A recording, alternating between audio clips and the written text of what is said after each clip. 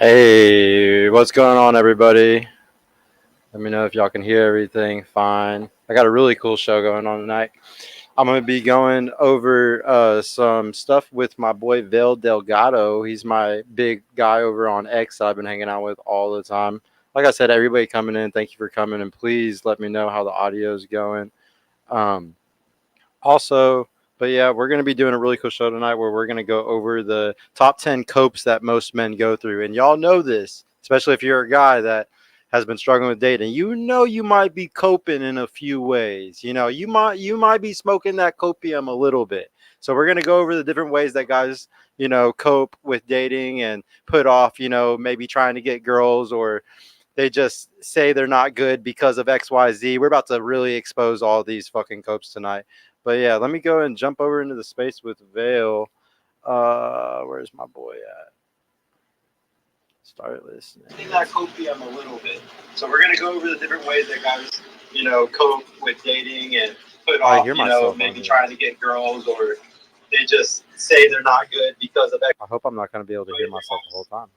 Cope with dating and put off, maybe trying to. What's up, Vale? Can you hear me?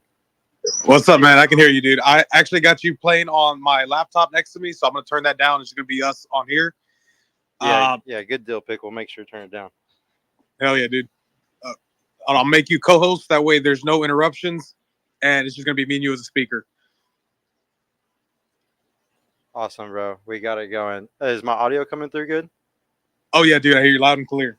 Awesome, dude. All right, so to start off, guys, before we start going into these 10 copes that all these guys are going through today to not want to fucking take dating serious, or why they're bad at dating, before we go through these 10 copes, I want to start off by saying all of these copes we're about to go over are external. So what I mean by that is that you're pushing the blame all externally. You're saying it's not my fault, it's not me, it could never be that I'm not working on myself, or I'm not a cool guy, or that I have communications issues. It's all these things. It has to be one of these 10 copes. There's no way it's me. So I really want to go over at the very beginning, this is all about self-reflection. This is all about self-awareness. Some of y'all might be bothered by some of these things that I bring up, and if you're bothered by it, please try to see if it's because I might be right about it. And at the very end, anybody who disagrees, I want y'all to come in and debate. We're going to go back and forth on any of these points. I'm going to number 10 off. So if anybody disagrees with any of them or anything, y'all are more than welcome to come up and bring up which number you disagree with, and we'll talk about it. Or if you just want to discuss it and say you really agree about it and you have a anecdote for it. And Vale's going to be going back and forth with me also. So he's going to, because if y'all don't know about Vale, he's my good homie on X, and he's a virgin. We're gonna go ahead and announce that on stream. And but he wants to learn about dating. He's somebody that takes a lot of advice from me, and he really applies a lot of things. So I want him to push back on me. I want him to actually disagree with me, and give me more tips on some of these things, and maybe we'll have a good discussion about it. But yeah, to start off, guys, the first thing that we're gonna get into is the passport bros, the worst one. Wait, actually, let me put this link in so then people who are watching it on YouTube can come over, because I don't want them to miss this. Sorry guys, I'm not good at this. Copy link, Go to YouTube. YouTube. Purple pill pod. How you doing, Vale? How's your night going, bro? Oh, dude, I'm doing great, bro. I got everything set up. I also Cool. got your link, dude. Thanks for reminding me. Pill pod. How you doing, That Vale? How's in your here, night going, dude, so bro? people could check out Ooh, your sorry channel. that was loud, guys. If anybody heard that. No, it was good, bro. Yeah, I'm pinning it. I'm pinning it so everybody can go find it on the stream. Pinned message. Okay, good deal, Pickle. All right. Oh, damn. Am I still in the space? Did the space just end? I think the space crashed. Maybe his space crashed. Maybe it was just me. It was probably just me. Purple Pill, Sergio was right. I am a virgin. I'm 24 years old. And from my take on that is I wanted to focus on self-improvement. But more and more, I'm learning that I think that there's a lot more to it than just the red pill takes. Like, I'm not a big fan of the entire red pill narrative. I'm a big fan of the OG red pill, as in make yourself the best man possible for your future woman. And now it's pretty much turned into this bastardized version of itself. But we're gonna get into it. And these 10 concepts that Sergio has are fucking awesome, dude. Uh, we went over them right before the space. Oh, hold on. He might be a bit tiring and a bit retarded, but my Yeah. bad. No, it was just Am I the browser. I'm having to go through browser, so I guess it acted retarded. But yeah.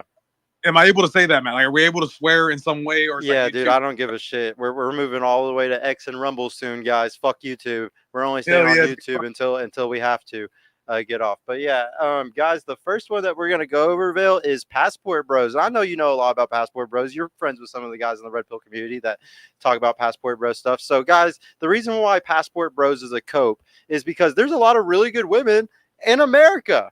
That's one of the biggest ones, is that they're like, all these women are hoes. There's no good fucking women in America. It's a huge lie. Huge lie. There's tons of great women in America. And if you're one of those guys that thinks you have to go somewhere else, you probably don't even go outside that much. So you're kind of making a bad judgment in the first place. It's second of all, the reason why it's a massive cope for that is because all women are westernized now, guys. It's not like there's just fucking women in America that are westernized and acting like, turbo thoughts. We got women in every Eastern country and South American country, wherever the fuck you want to look at. They're all turbo thoughts now, man, because they have the internet. Dude, they have social media on their phone.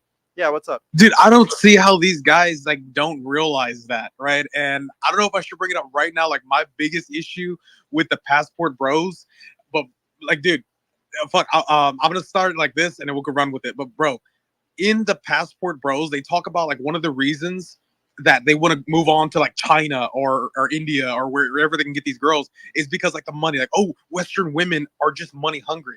It's like, dude, so you're gonna pay like what, $3,000 for a plane ticket around the world, then you gotta go and set up your entire life there, then you gotta meet her, then you're still like, dude, it doesn't make any sense. Like, these guys are putting up such an upfront investment. Like, just find a good girl in America, dude. It's so ridiculous, bro, with the whole Passport Bro movement. Absolutely, man. And even you, Vale, a guy that, like, you're still trying, down there. And he's saying, like, you're still going to try your ass off no matter what. You're not coping by saying, I'm going to go to South America or do any of this dumb shit. You're saying, I'm just going to work on myself. And a good woman is definitely here, and I'm going to find one. And that's the best way to look at it, bro.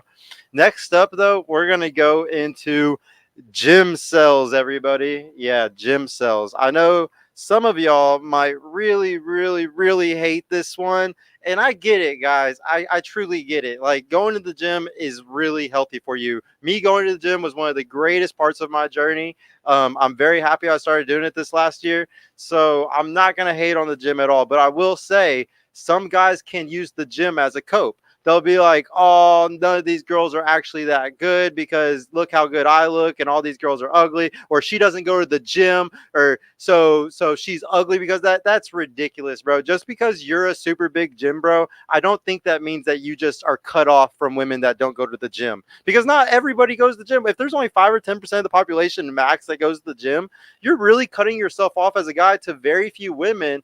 And like, bro, if you're a true gym cell, like a true gym bro, you'll be able to teach a woman to want to get into the gym with you. and you can change her life and change her body. You know, women love when a guy teaches them something. They truly love when a guy teaches them something. So if you're that guy, bro, you're gonna get her ass in the gym and probably make her change her life, and she'll love you and respect you 10 times more for it. Like Dude, it's the biggest cope whenever you're a gym cell and you say there's not enough good women or something. the gym stuff, like, bro, and it's a really hot take, man. I'm gonna try to make you co-host again, but dude, the gym cell movement it's really big, man, and it's like so hot because guys are like, yeah, I just need to get the best body possible. I need to work out, bro. Look at Tom Holland, and maybe he's not like the perfect example because like he's bulked up, but he's a skinny dude. Like, you don't need to be massive. You don't need to have the biggest bulging muscles. You just need to have a good physique. Like, just lose some weight. You build some muscle. It takes like around 6 months, maybe to 8 months of consistent, moderate gym usage or consistency to have like a very attractive body to women. Oh Like, yeah. it's not that difficult. I would say, guys, you can literally get into the top 10% of men in shape in America in 1 year if you truly dedicate minimum 3 days a week to the gym, and then like say 10, at least 10 take steps a day. If you can, at least a few days of the week, you could definitely destroy everybody in not that long of a time. I got to go over some comments from some of my peoples. What's going on, Live, Love, Plan, Pray? Please bring back the panel shows. Oh man, I need to get that. Oh yeah, I need to get some girls up in here. I haven't been wanting to invite any of them to my crib. I will join your space shortly. Hell yeah, Apache, come on in. Apache is actually somebody that I honestly call Black Pill a lot. So if he comes into the space and he actually debates some of these, it will actually probably be some pretty good discussions because he's pretty Black Pill on some things. Prepare to be destroyed, he said, and he is one of the best, debaters. Shout out to you, Apache. No good women exist. Take the black pill. Nah, bro. Nah. Fuck the dude. Yeah. So I do. Also, it's like when it comes to like that gym cell movement, I would say that or my bad, body composition matters. So height is one of them. The taller you are, the longer it's going to take. So that's Ooh. why for like the average dude, I would say 6 to 8 months.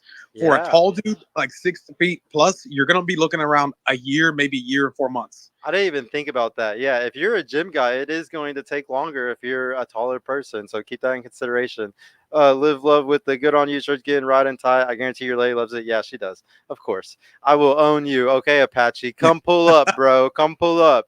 Live love Apache, none. No, they do exist, but generally already taken or not online like that. Don't give up.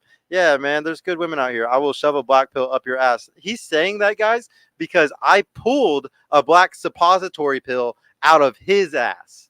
So he's just like projecting what I already did to him type shit. I don't know why he's saying that. Third up on the list, guys, is I'm sorry, MGTOW.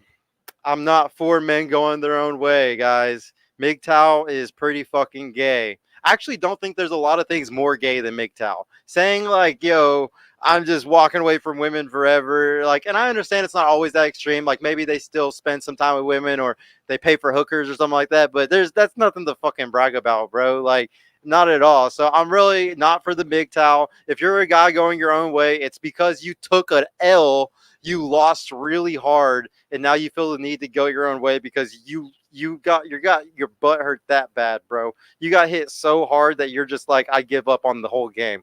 That's pathetic. I don't think there's many more positions. That's why MGTOW was one of the first ones that blew up. If you didn't know that, Vale, and it was one of the first ones that blew down too, because it was like, this is super lame, like way lamer than some of the other subcategories. You know? Dude, I've had issues with MGTOW since I first like started watching the videos because I used to be really red pill back in like 2020. Yeah, like let's say 2020 to 2021. I got really deep into like the red pill content. I was like, okay, this is interesting. It's teaching young men new ways to live their life. Super interesting. I was like, this is cool. And that's when it started falling apart. And then they started introducing like MGTOW and a bunch of bullshit. I dislike MGTOW because it takes the blame of being a better man and putting it on the women. As in, it's your fault I can't be a better man. And it's just like bitch and cry. And like, dude, fuck you. You're being a bitch because you're saying I'm relinquishing all of my responsibilities as a man and I'm giving it to the woman because they're just so needy and they're so attention grabbing. Like there's no satisfying a woman. It's like, bro, just like that's the issue I have with MGTOW, dude. It's like it's relinquishing masculine responsibility. And I guarantee you, if we peeled layers back on those guys' situations that are MGTOW, I bet you'll find that they only failed at one or two relationships. They got burned a couple times, and they're like, "Fuck this game." Dude, I got burned so many times. Dude, how many bad relationships I had, and like how many like heartbreaks I had, dude. You can't give up after one or two times on this fucking game. That's not the game. You don't get the game until two or three times. Like if you give up after the first or second one, dude, you didn't even get to really play it. You probably never got to have the girl in your frame or anything. You never even played house for real, bro. Like that sucks, man. It sucks. But no, next No, up. Oh, yeah, what were you gonna say? Go ahead. no, I was so dude. I was just gonna say like I've been through one bad experience with a woman, and it fucked with me at the time. But like learning, like that was the thing I learned from it, and I know maybe like my next real relationship or my next interest, it may fall apart too. And like it's just gonna keep doing that until I find somebody that's actually going to pair well with me. And I think guys, they're so deep into the call it blue pill, call it the fantasy of I'm gonna meet that one girl and she's gonna be my soulmate. Like soulmates don't exist in my opinion, because if you boil it down, dude, from like the entire U.S. population alone, there's like 380 million people. Even if like what 1% fucking like you, that's like what 38,000 people. Yep, that's insane. That's actually a lot whenever you start running numbers like that. That's how every guy needs to see it. Like, there's actually a fuck ton of people out here. It's just you're probably this is and just a little tip, guys. The more hobbies you have, or the more like crazy your personality is, the more you're cutting yourself off to less people. So, like, don't get me wrong. If you're into Metallica, wear your Metallica shirt. Like, I hope you find somebody that's into Metallica also. But also like don't cut yourself off from more people. I'm the type that's very plain with my clothing. I wear just white shirts, black shirts, just blue jeans, black jeans. I try to be super plain Jane because I don't want to cut myself off from people. There's a lot of good people out here, and if just because they're not into something that I'm into, I would hate to like not be able to find an awesome love life with somebody just because we weren't into one thing that was in common. Next up, number 4, guys, we're at Black Pill. Apache, I hope you join for this one so I can have a real life example of a black pillar. Not black pill is just there's no good women out here, you know? There's just they're all fucking bad, they're all whores. The world is going down. The doomer is just full on site. They're just bringing in the communist society because they're such fucking failures that they think there's no way they'll ever succeed in capitalism. I would say the black pill doomers are just the most opposite of success. It's just the epitome of failure. The black pill doomer is usually living in their mom's basement, usually playing video games all the day, usually fat as fuck. They're usually all these horrible fucking things. So that's why we just don't listen to black pillars at all. And we know that they're actually, of all the copes on here, even though I say MGTOW's the worst, we all know black pill's the fucking worst. It's really like they're the ones that cause all the hatred. They're the ones that push out all the shitty red pill rhetoric and make men and women hate each other. They're the enemies. At the end of the day, if we're ever wondering who the fucking enemies are that we battle every day, I bet you 90% of the time it's these fucking black pillars. So that's why we're going to rage against them the hardest. Dude, I anytime I hear black pill anything, it genuinely pisses me off because it says, you know what, I'm not gonna try. Fuck everything. We're done. And I take like super big issues with that because it's like, okay, you're just gonna roll over and die. Like, why are you doing anything? Why are you playing video games? Why are you not? Why are you're just existing, dude? Like, why even exist? And I'm not in no way am I calling for self harm whatsoever. But it's like, dude, you cannot have this mindset because you're basically telling other men to lie down and die with you. You should never take that prescription. You never take the black pill route. I strongly disagree with the black pill route. Honestly, like, dude, I'm 100% on board with you there. Is like, I hate the black pill more than any other coping movement on this planet. And it's so fucking gay because it's like, oh, my negative canvas tilt. I don't have hunter eyes. My bags under my eyes are like not covered. That's so funny when they bring up those ones. Dude, it's garbage, dude. Like, okay, bro, look at Andrew Tate. Motherfucker has the weakest jawline on fucking earth, and he's still picking up bitches. He looks like a weasel that's bald, bro. Like, and he still did it. Like, that's crazy, bro. I didn't even think about Andrew Tate. Guys, when Andrew Tate first was blowing up, like a long time ago, first on Fresh and Fit, like before he ever had his first viral, like, big streak, I made fun of him constantly. I was like, that guy right there, everybody else goes on Fresh Fit, I like him. That guy there though, he sounds weird. He sounds fucking goofy with that English British accent. And he actually he did grow on. I know y'all hate fucking a lot of y'all in the spaces don't like him, but he did grow on me over time. Maybe he will for y'all too. We'll see. But Dude. next up, wait, yeah, what's up? Oh no, so like just like a couple points I had right there as like one, and I know I don't want to spoil like a topic later, but like for instance, dude, Kevin Hart is another one because I know like he's a short dude, bro, and people are like, well, no, he's got money and he's got a great body. It's like, bro, this guy is surrounded by other successful tall men. Why is he married? Like if the black pill, the height mattered so much, why is he married? Like, he would never get a girlfriend in Hollywood because there's so many other big successful dudes around him. Yep. And shout out to my homegirl Toby that was on my stream like a few weeks ago. Her boyfriend's 5'3". 5'3" king fucking with that girl. That shit's crazy, guys. Like, I don't want to ever hear that bullshit ever again. Number 5 though, we got Christ Pill up, okay? I know this one's about to trigger some people. Ain't Christians that are watching. I'm sorry, but Christ Pill, man, the whole I'm gonna find a virgin and I'm super perfect and I'm holy and I'm holier than thou and I don't do anything bad, so I need to find this perfect Christian girl too. It's kind of hard to find that today, guys, and I think that you're going to struggle really hard. We don't have to look at the stats to know how few women marry as virgins today to know that it's not a good game to play. And I'm not sitting here trying to say be a giant hedonist, guys, and just go out there and be horrible. Like, certainly try to find a really good girl early on. I always say your first girlfriend, just take it seriously. Like, obviously, try to take it seriously and marry them or something. But it's just usually we make mistakes. Like, and I'm not even saying the girl makes a mistake. I will admit that even me as a guy in my first relationships, I made mistakes. There's no way I was fucking perfect. I had to learn lessons, learn how to be a good boyfriend and stuff, and it took time. And it sucks that I didn't learn quickly, but I think that's life. Not everybody is a fast learner. So I hope y'all learn really fast, and I hope that y'all find the best girl early on. But I can't say enough that God is still gonna forgive you whenever you're a born again virgin at 30, just like he's gonna forgive the women that are born again virgins at 30. So yeah, I'm not saying they're saying to even have that mentality the whole time either, but just realize it's not the end of the world if you lose your virginity to a girl and you don't marry her, or if you end up in a relationship and you're not with that person forever. Tis life, guys. Tis life. I know you're not His much of a Christ pillar veil, so I'm sure that it doesn't. Even though you're a virgin, I don't see you as somebody that's trying to hold it just for religion, right? So I used to at the time. This is like one of the reasons why I remained a virgin for a while is because growing up I was very religious, came from a very staunch family of Catholicism, and eventually I actually lost my religion, and I was like, oh shit, I'm not a big fan of because like, oh, does God exist or whatever. So I ended up finding it again when I was around 21, but at that time I had also went through a bad experience with a woman, and I was like, okay, I'm thinking now that I'm just gonna make myself better because this was what the OG Red Pill was like talking about. And my issue with like religion in general, and even though I would consider myself more religious now, my issue with it is for one, yeah, people are so fucking stuck up about religion. I'm not gonna look at titties because God says I must be married first. Like, no, dude.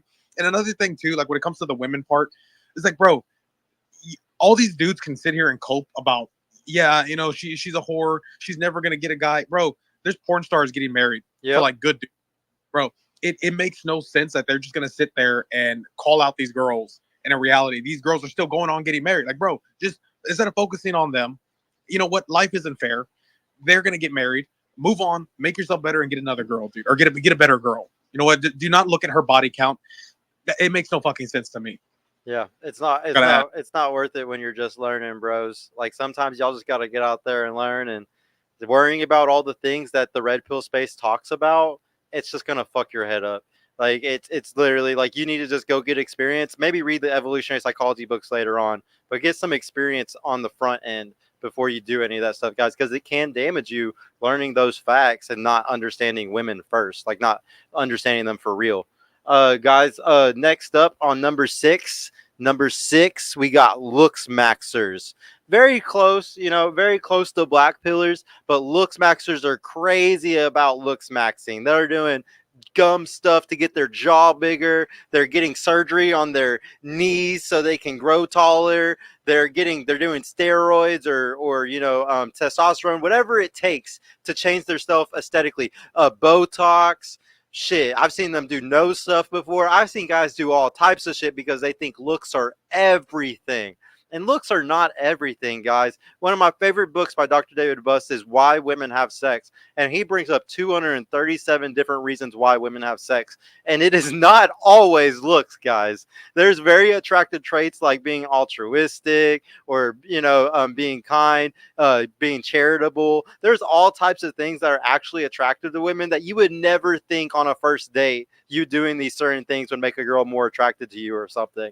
Don't ever think it's just your looks. And any guy that thinks it's just his looks, the biggest reason why looks maxer thinks looks maxing is key is he is projecting how his dating strategy is. Because as men, we really give a fuck about beauty in a woman because for thousands of years, beauty showed us, how healthy she was and how young she was, which was things that were great for having children and a family. So guys for hundreds of thousands of years really used the looks of a woman to determine if they were good. And those guys are so retarded, stuck in their own head, looks maxers, they can't get out of their head that women aren't the same as us. That just because we're so focused on looks maxing, I understand why women looks max, like why they get BBLs and why they get their tits done. It's their main thing to get attention, and they need to get attention from the right man to lock someone down. So I understand why they do all these things. When a guy does it, he's honestly confused or he's gay. Yeah, that's as simple as it is. So, dude, so here's something interesting about that, right? Because I was partially into looks maxing. Like, I tried a lot of stuff when I was younger. When I mean younger, like maybe 2 years ago.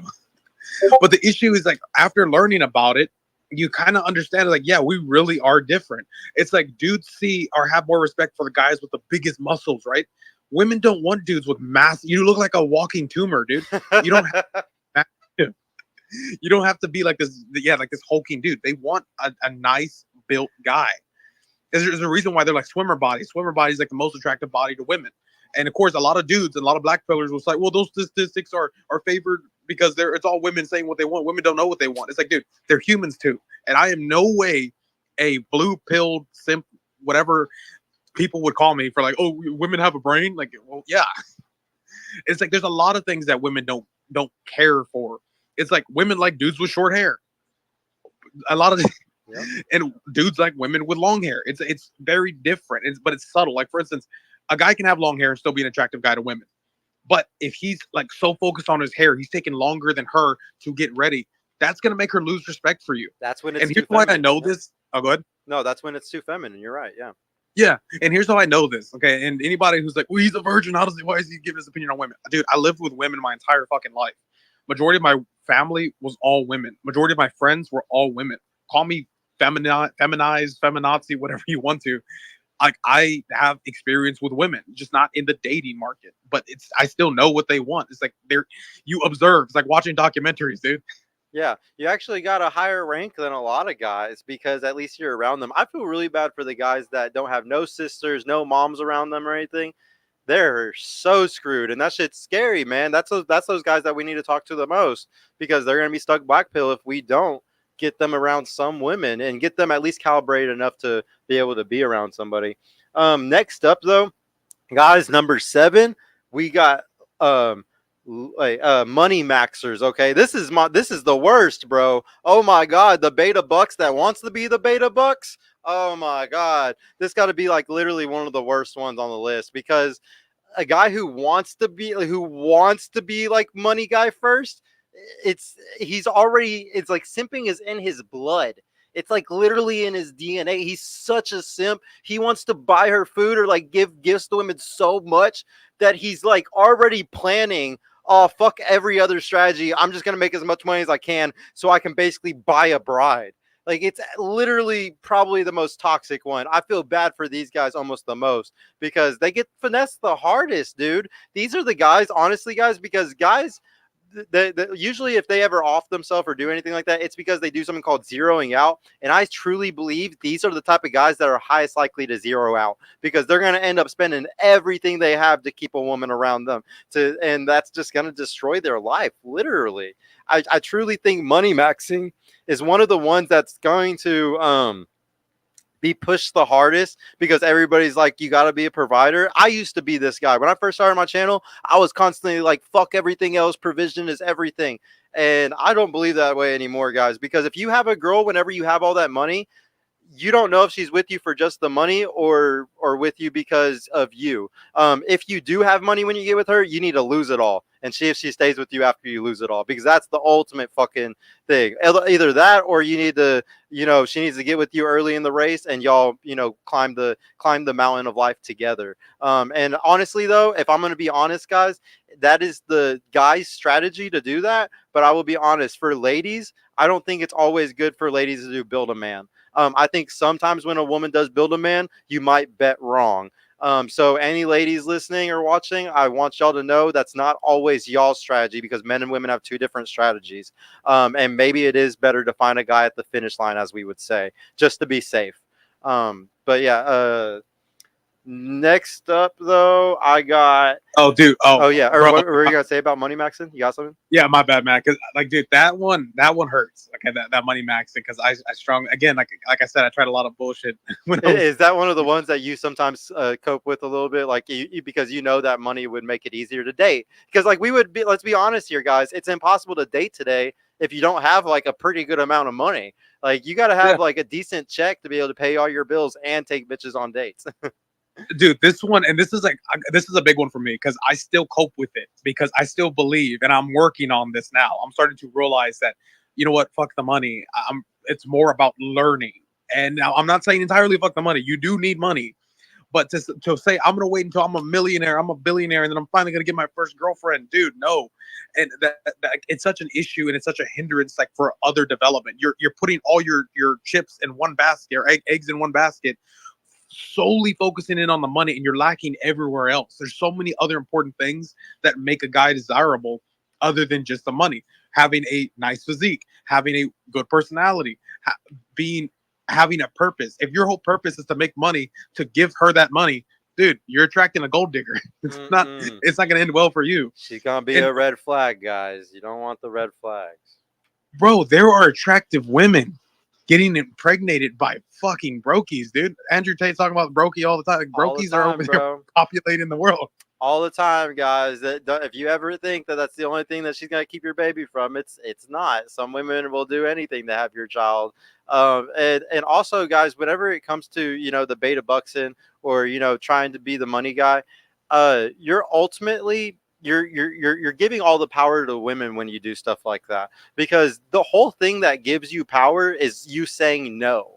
So say like you don't have a lot of money or you're broke or something like that. Her being like, I want to go do this or I want to do that, and you be like, no, we're not doing that.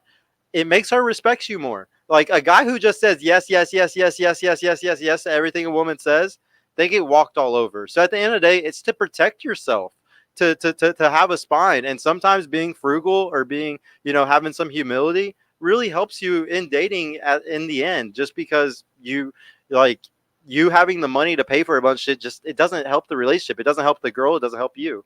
Um, Next up, we got she's not hot enough for me, as I would say in quotations. A lot of guys like to say these girls aren't hot enough for them. That's why they're not in relationships, or and usually when these guys say that shit and I look at what they look like shit. Like they literally look like fat losers or something. It's like, bro, what do you think your looks max is? You're a 5, and you're wanting a 7 or a 8. Like, what the fuck are you thinking? Like I understand there is possibility if you're a 5 to get a girl that's a 7 or a 8, but you don't have the personality either for that. It makes no sense. It doesn't make any sense at all. So any guy that's telling himself all the time, she's not hot enough for me, self-reflect and look at yourself and be fucking honest. What are you? Are you even worth what the fuck you think you're looking for? I would guarantee you most guys that have these expectations don't even look good, or they have no personality with it. It makes no sense if a guy is sitting there saying something like that. What do you think, Bill? dude. That so actually, I've never had that. Like that's something that is like kind of like foreign to me because I've always played the imposter syndrome, which is bad. Like it's equally as bad. But when it comes to like she's not hot enough for me, like bro, you it makes no fucking sense. It's like who do you want then? Do you want Jessica Alba, dude? Like with Jenna Ortega? It's like are these the girls that you're going for, bro? Oh no, and you just made me realize something. Say the guy, let's say the guy is a 7'8'9", okay? Say the guy's a 7'8'9", and he's saying these girls aren't pretty enough that are like 6'7", like 6 or 7s. Bro, why does her looks matter so much to you? Like, do you realize that the best girls are sometimes an adjustable 7? Like a girl that's like not too hot that she thinks that she deserves everything in their fucking mom, and then not too ugly that she's like a fat ass, you know? Like, it's not always good to, it's and shit, like the fat girl, maybe she'll lose the weight. Like if you're going to the gym, if you're a healthy dude or something, like man, I hate when people just build these boxes of who they end up with. It never works. Like so, especially when guys are like, oh, I can't be with a single mom. Bitch, like I've seen so many dudes do that, say that shit, and literally 3, 4 years later, I see them with a single mom. It's so full of shit, bro. You never know who you're gonna end up with if you have genuine desire for them. Don't put women in a box based off of looks. If you're dating for fucking looks, you're actually just stupid. You're like the looks maxer. Like you're projecting. Like it's just not good. Like you're literally shallow as hell. And in relationship and love, like shallow isn't gonna get you anywhere, bro. Like being super shallow is just gonna end up hurting you. So yeah, I'm definitely against anybody who's thinks that they're better than everybody else just because of their fucking looks as a guy. Dude, the last one to add on to that is like the beauty chasers or the beauty buggers are just as bad as the gold diggers, dude. Like that's the male equivalent of a gold digger. Is like the guys that are solely focused on women's looks. That's what they're going for. Absolutely, man. Nope. And then, guys, next up, we got number 9. This is everyone is online. That's what they always say. Everybody's online. I have to date online because that's where everybody is. It's a fucking cope, man. Everybody is not on dating apps. There are tons of people in the real world. There are tons of places you can go and build a social circle at. If you think that everybody's online, so I have to date online, you're literally just retarded and you probably haven't touched grass. You probably have not gone outside. That is one of the worst copes I see every day. As somebody that's so against dating apps, it's probably the thing that triggers me the most whenever I hear these guys say, I have to date online because it's the only way. No, it's stupid, guys. Literally, you get no social skills from it, and you only meet girls in their frame because it's their best strategy. And on top of that, you're never going to fucking have a girl that's really likes you unless you're a top 5% looking dude. It's always going to be the girl that's choosing you as like a beta bucks. Unless you're a top 5% looking guy and you're just pulling bitches based off of your looks, it's never genuine desire, bro. Never. Like you're wasting your fucking time, guys. And you know what? You waste all your fucking money on dates doing online dating. I never spend fucking money whenever the way that I dated through social circle. The only time I spent money was when I knew I was gonna probably fuck a girl. Like y'all be spending money on bitches that don't even like you. It's fucking weird, bro. Like just stop doing the shit that you think is best just because it's the easiest one that you could do from your phone on your couch, you lazy fuck. Like Jesus Christ, that's so ignorant. I'm sorry, guys. I'm sorry. I got to hold myself back. I get really triggered on this one. Whew. No, dude, bro, you're 100% right, man. And I'm not just agreeing with you just for the hell of it. Like these are genuine issues that men are facing today. I don't believe in that. Like it lacks substance, dude. You're you're gonna meet somebody online. Now, I'm not gonna say it's not entirely impossible. It is very possible to a degree, but you're still lacking substance. You know, she first off, you're dealing with so many other variables, dude. She could be a monster, a cow, or whatever behind the Yeah, screen. dude, catfishing, bro. Yeah, like dude, there's certain things you got to worry about, man. Like if a girl's like, yeah, I'm really into food. I really like food, and she looks cute on her photo. It's like, wait, dude, It's, there's it's something brewing in the background. if there was a dating app, bro, that was fully authentic and there was no way to catfish, I would maybe okay with that. Like I'm kind of maybe okay with Bumble because at least the girls messaging the guys, and I would maybe kind of be okay with the app. like that. But yeah, nah, dude. For the most part, guys, you wasting your fucking time. But next up, guys, number 10, our last one, and then everybody who wants to come up and talk, y'all are more than welcome to come talk on stream after this, and y'all can push back on any of these points or add in your own 2 cents of why any of these copes fucking suck. So everybody watching on YouTube can laugh about it also. But number 10, guys, is short guys can't get girls. I'm too short. That I'm never gonna be able to get girl because I'm too short. I'm so tired of this one, guys. Like I said, one of my friends that came on my show, y'all go watch the episode with Toby.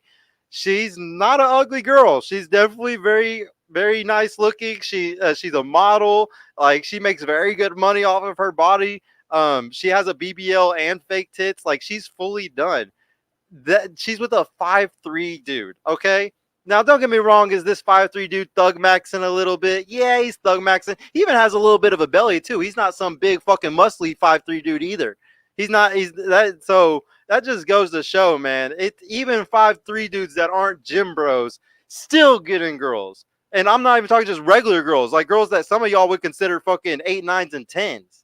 I don't ever want to hear this I'm too short bullshit. Most women are short as hell. Every girl I date is short as fuck. I love the short girls. Now, don't get me wrong. It is true that super short girls like super tall guys, but there are some short girls that end up with short guys. Like my friend. I think my friend's like 5'2". She's 1 inch under him. She don't give a fuck.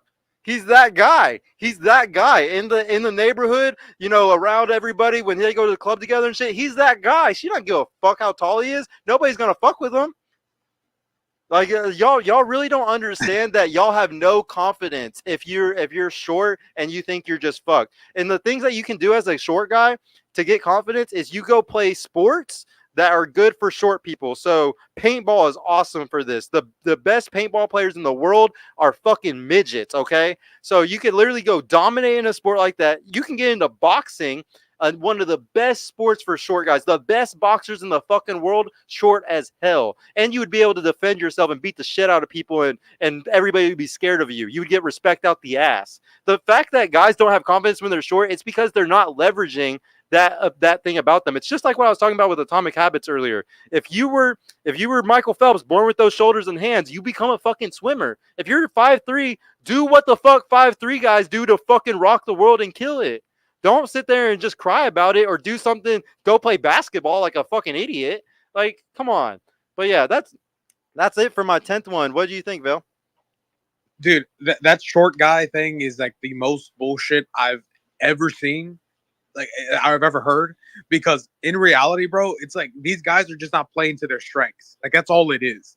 These guys can dude, shorter guys build muscle much faster than taller dudes. Another point. Yeah, dude, I'm slightly taller than average. I'm 6 foot, and I started weightlifting. My friend is like shorter than me, and he started gaining muscle, even though I was doing it before him.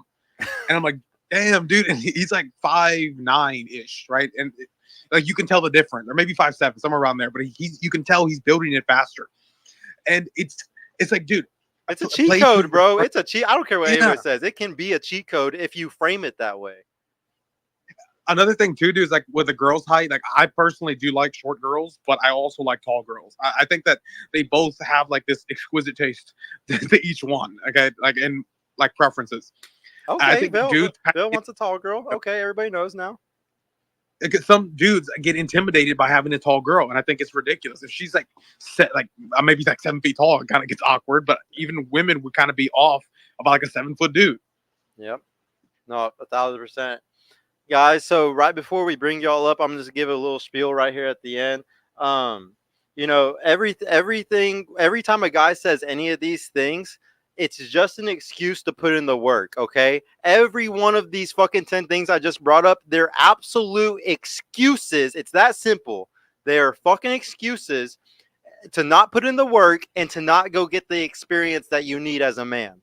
It's that simple. So if you're a guy who has any of these copes and you're mad about this, stop making fucking excuses, bro. That's as simple as it is. You're making excuses. You need to go put in the work. You need to go get some fucking experience. But yeah, go ahead and start bringing people up, Bill, and we'll start having a discussion with everybody now. Hell yeah, man. Okay. dude, on the panel, like one at a time, or bring everybody up Yeah, at once? bring everybody up and everybody just start doing hands. Like everybody can Got come up and we'll just do one hand at a time. Let's go. I believe Kid Guru was first, and then Pam, and then Apache. What's good, Oh, gentlemen? What's up, What's good, KG? gentlemen? What's how up, was your KG? mark? Sergio, How was your amazing job, mark? my boy. How Amazing was your job. mark? How was your Marxist propaganda session tonight? It was great, Apache. Let KG go first, Apache, and you'll go third though. But we'll get to have our one-on-one. Okay, don't worry. We'll have our duel. Okay, what's up, KG? Good job, gentlemen. Sergio, I agree with you 100%. I specifically want to put in the Christ pill one. As you know, Oh, you cut out, KG. sorry, I had to stop real quick. Sorry. Val already knows the reason. Yeah, I agree with you, Sergio. A bunch of what's everything you just said.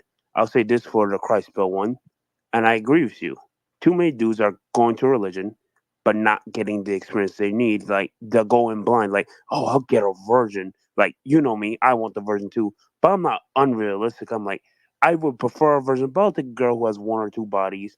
I'm not stupid enough.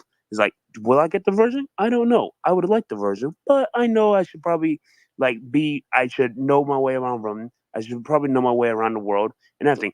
Sergio, and I agree with you. I talked to you about this before, and we even agreed. I said this. I'm all for you gotta talk to the girl. You gotta focus on your mission, but you do gotta talk to girls while you're doing your mission from time to time. I do it all the time. Heck, I told you about a date I just had last week. It went good. We're about to go out again. Yep. The biggest thing is you're saying proactive, and that's all that matters. If you're gonna do the whole Christ pill thing or try to find a virgin, it's fine to have that hope. I just can't express enough to stay proactive though, and you're staying proactive. That's all that fucking matters. Like you're trying and you're going with the flow because as we all know, the vibe is everything. You know. Yeah, I gotta. Well, I'll tell y'all this later. That's a different conversation later, though. Yeah. We'll talk about something later, bro. Or the private stuff later. But yeah, Pam, go ahead. Hey there, you hear me? Yeah, I can. That's Can you hear me? awesome. Thank you. Sorry. I smoke a pack a day. I just want to say everything you're saying is completely true. I only date midgets. But aside from that, I wanted to say, Apache 117 something on YouTube, Apache 117, it's good to use this. Big W in the chat for Pam. Big W's in the chat for Pam. I don't know what she's doing, but she's doing it. Shout out Pam to scared the shit out of me. I was like, damn, we got Satan on here. I know, bro. I really did. Yeah, I thought I was about to get like a fucking My spell name's on me or something. Subab. I give in on the first date. My name's Subab. But anyways, here's Apache 117. What's up, Apache? Hello. What's up? So I see you're spreading a bunch of far left propaganda tonight, aren't you? Yes. What was far left propaganda that I spread? You know, basically, you hate the red pill movement. Honestly, you're probably just like a feminist plant. That's what you are, trying to like tear the movement apart from like supposedly a right wing perspective, but you're probably just a leftist. What did I say that was against red pill? Well, you go around and you say you hate the red pill. So basically, it's like a When did I basically it's say? like a Are you just making an accusation without being able to assert where that came okay. from? Okay, I'm kind of joking. Let me get to my real point here. So what's your main thing against the black pill? I think it's just realism, not like I think black pill's just a realism thing. You think it's realistic It's to just, like kind of just see society in that lens of I don't know, kind of like a doomer mentality, or like it's all too fucked up and we can't do anything about it? yeah, I think so. More than the optimistic perspective, if anything. But like if we had to like live in a world where we had to choose between being optimistic or being pessimistic, what's your reasons why you think it's healthier or better for your life to choose the pessimistic route? It's more. I think it's better because it's more realistic, and optimism is just too high expectations for everything. You just see the best in everything, even when it's not there. So basically, you're just living a lie. Basically, like the Matrix, you know. Well, No. it's having to use faith and hope. Like in order to have optimism, it takes faith and hope in things to come. So I would say that people who are black pill, they don't have any faith or hope in the future, and usually that's a reflection of how you are. So you don't have faith and hope in your personal future. It might not be the world. There's a lot of other people out here that are gonna have faith and hope for the future because they're living it and they're doing fine. And this is where religion comes in. And I met you through Andrew Wilson and Orthodoxy and stuff, and I know you're not that religious, but that's where religion comes in to help you with that faith and that hope. And I think that's why everybody actually needs a religious backbone to even make it in society right now. How can you have faith and hope in society without having Christ on your side right now? Like, I don't see how you could. I could start my own cult called the Sons of Apache. That's what I could do. Yeah, I guess if you wanted to troll the rest of your life, but I think that's better for you to go get some bitches. Yeah, but like, here's the problem: all your strategies just involve like being an extreme extrovert. Like, that's your only prescription. I Extreme think what? it's pretty narrow. I mean, Be He's all saying your extreme. strategies, extroverted. Extroverted. Yeah, yeah, like, yeah. Yeah, you definitely got to be outside. So, if like, do you really huh? like, Matt Walsh is pretty introverted, and he met his wife. So, Yeah, but introverted during Matt Walsh's generation is not the same as being introverted today. They're not even close to the same things anymore. Being introverted 100%. today like, I mean, means like literally having no social life because we can do that. Like 20 years ago, yeah, you couldn't even fucking do some of the shit that we could do now. Like as far as sitting, at home and just getting food and everything delivered to you and all your hedonistic pleasures, all your dopamine fixes right there on your couch. Like that's we'd never lived in a time like that before until now. like, so your only solution is just to be like super extrovert. Like, that's like not all people want to do that. Like, I mean, that can't be the only way. That seems like It's like a switch, bro. Sergio Think of it as like a retarded. switch. Like, think of it as like a switch, bro. Like, I'm introverted, but I'm able to flip it and be extroverted when I need to be. I would say it's like that for me Just too, Apache. It's not something that I just have turned on 24/7. Sometimes I'm extremely introverted, extremely, and I would say even in relationships, I'm like permanently introverted, and then I become extrovert when I'm single. I actually think it's weird when guys are single, but they don't have like a need or like this crazy want to like be outside. Because that's how it is for me personally. Like me personally, if I was single tomorrow, y'all would have a hard time finding me on Twitter and shit because I would be outside because I'm kind of bored. Like I kind of want to find a girl or like find people to hang out with or something. And it's a switch that turns on for me whenever I think that comes from me always living alone, though. I've never really had roommates that I would come back to, except for when I was young. So for the most part, I really think it's like if you live with your parents and stuff like that, it's very comforting to come home and there's like something there. But if you lived on your by yourself, bro, like say you had like a cheap apartment and you were barely surviving and stuff like that, you would be bored every time you came home. Unless you had people that you're playing video games with on Discord or something like that, you would be bored. You'd be like, you know what? I kind of want to go outside because I want to hang out with people because I've literally done nothing all day and I hung out with nobody. But I do have some friends that are hyper introverted and they play video games all day long and they don't do that. But they also don't have girlfriends and they're 35, so it's not very healthy. Yeah, no. some guys weren't meant to get girlfriends. Yeah, And then there's a big percentage of men that probably won't get relationships one day, and I agree with that. And I do think that you can find your natural purpose in things other than a relationship or having a family. But I and think I'm that's not the just exception more than the rule, though.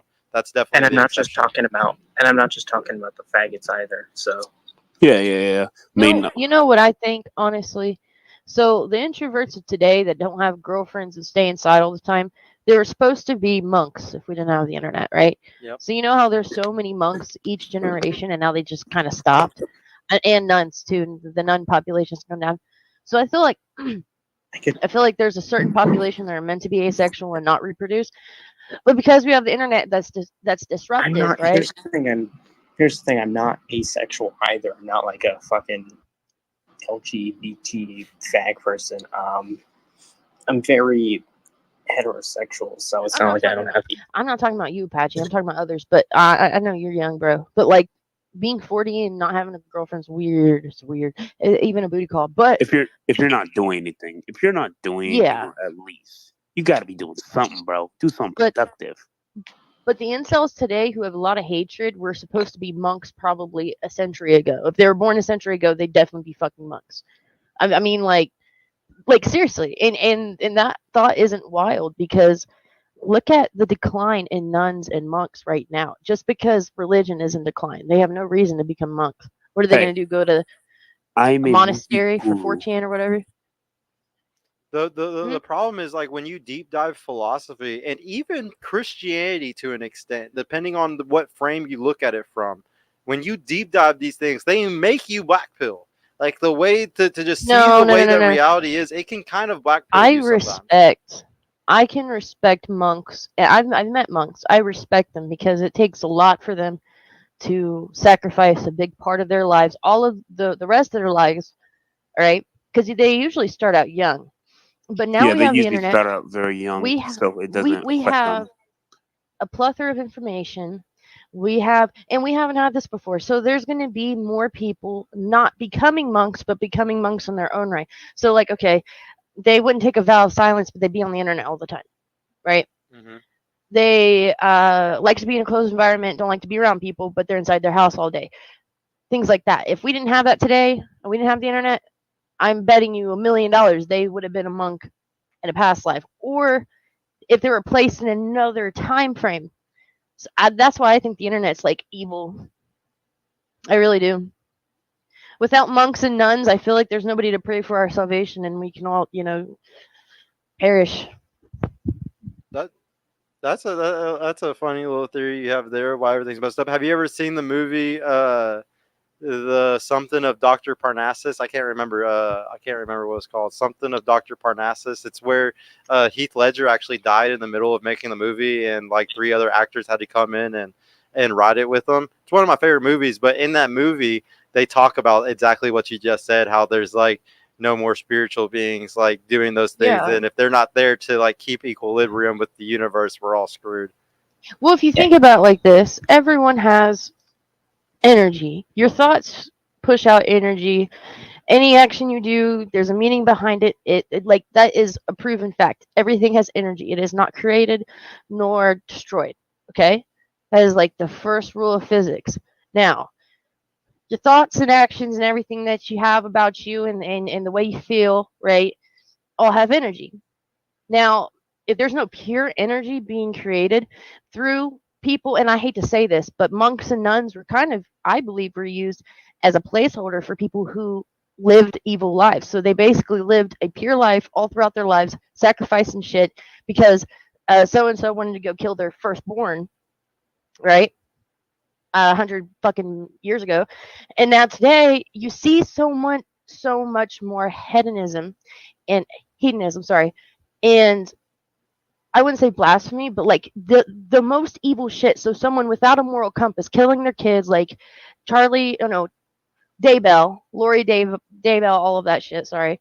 Um, you see that shit more because we don't have the pure energy being flown through anybody, and I personally feel like if there's an end times, it should be now.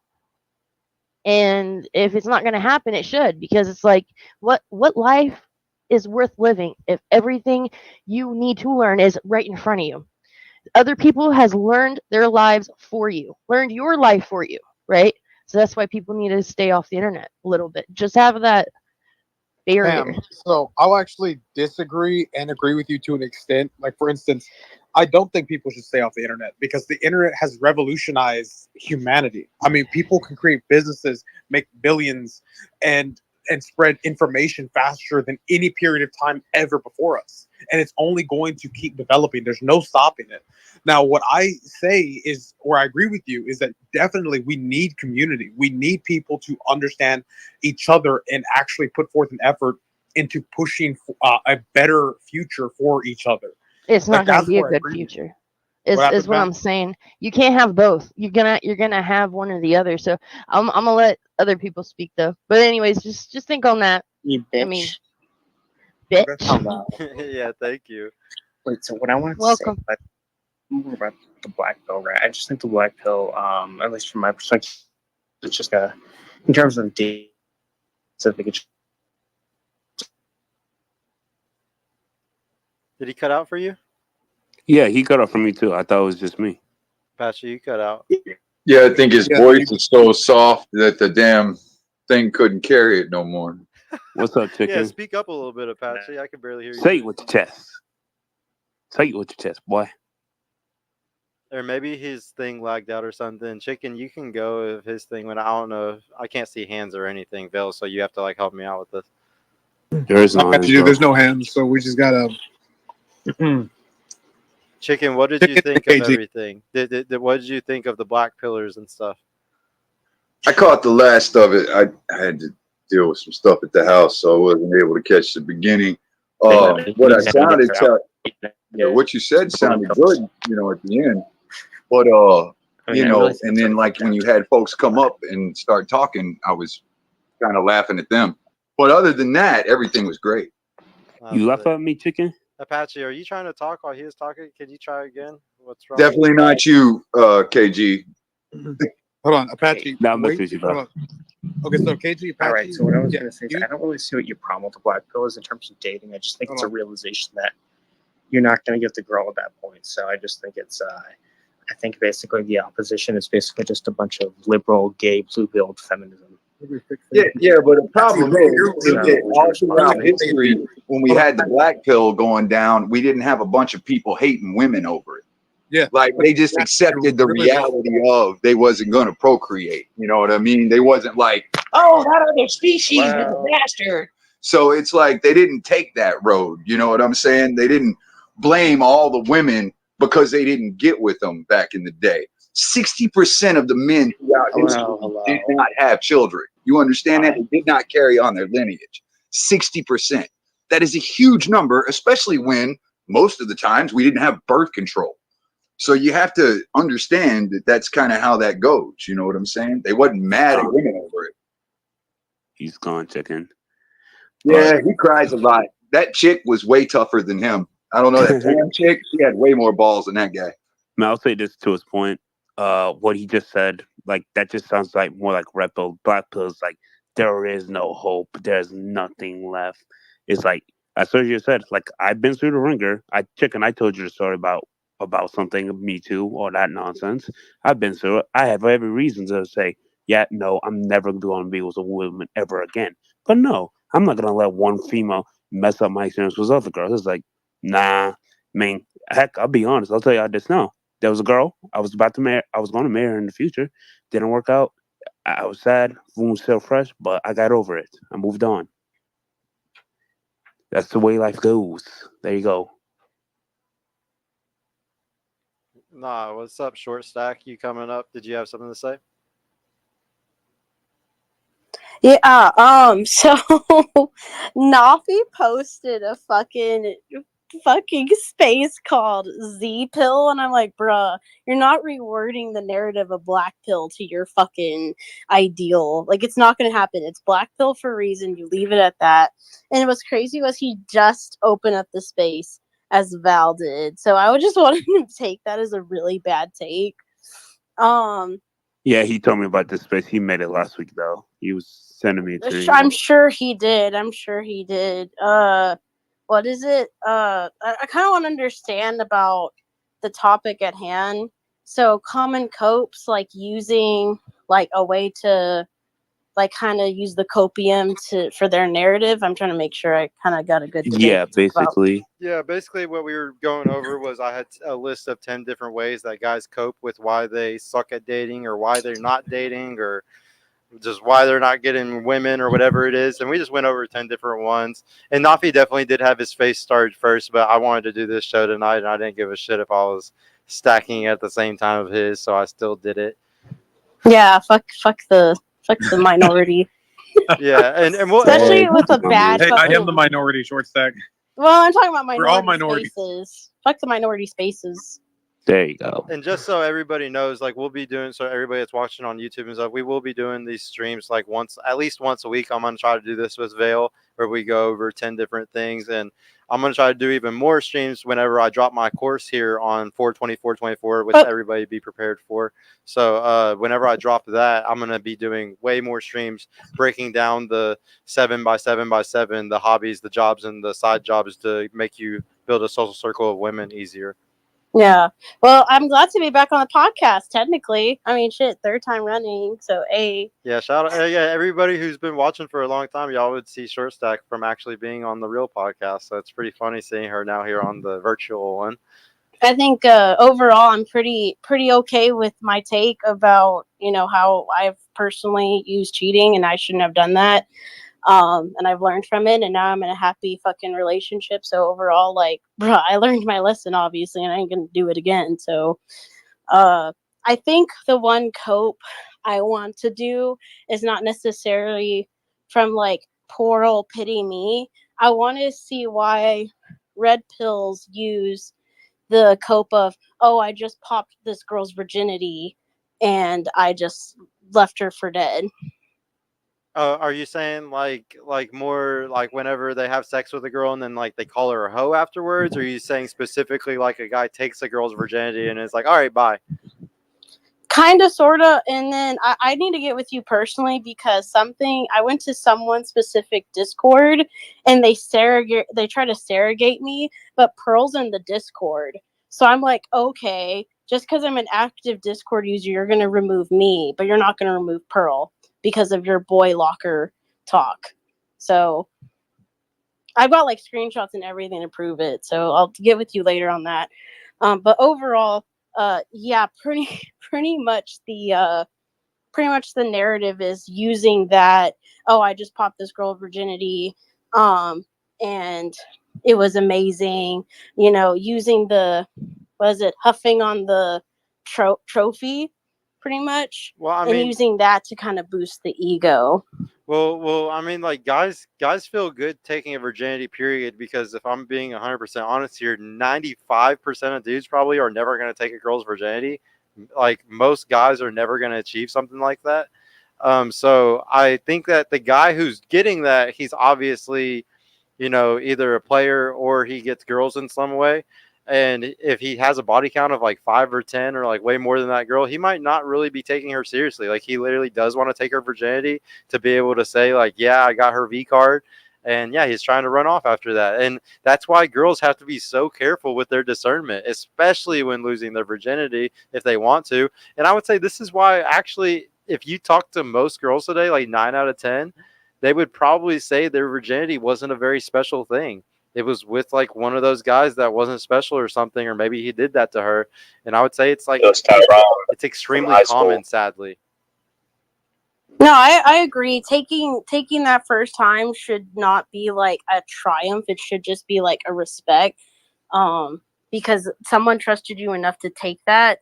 I mean, the vice versa. I mean, well, it could be looked at as a negative test for women because they just want to get rid of it just to say they got rid of it as well. I think the anime was My Domestic Girlfriend that played that fucking card really bad. Yes, I remember this. Okay. Sorry, I'm kind of weeaboo, but not really weeb because the community is getting worse, especially since WeebCon was really bad here in Dallas. But overall, the other thing, and I really appreciate that perspective of the whole like, oh, blood on the fucking sheet because I took your virginity, ooga booga caveman mentality. What's up, dog? Okay, listen, hold up. So, so I got 4 under my belt, and I married one of them. So, it was never personal. It was never intentional. It wasn't something anybody was out to do in that whole particular time. One of them, I, in all fairness, did not know that she was a virgin. I actually was under the assumption that I was not going to be the first one into that area, but I was. Found out later. So I'm just saying, as a dude who's been in that moment, never personal, never just trying to take something to get something on my notch. It was inevitable. I never went out with a girl I didn't sleep with. It just never happened.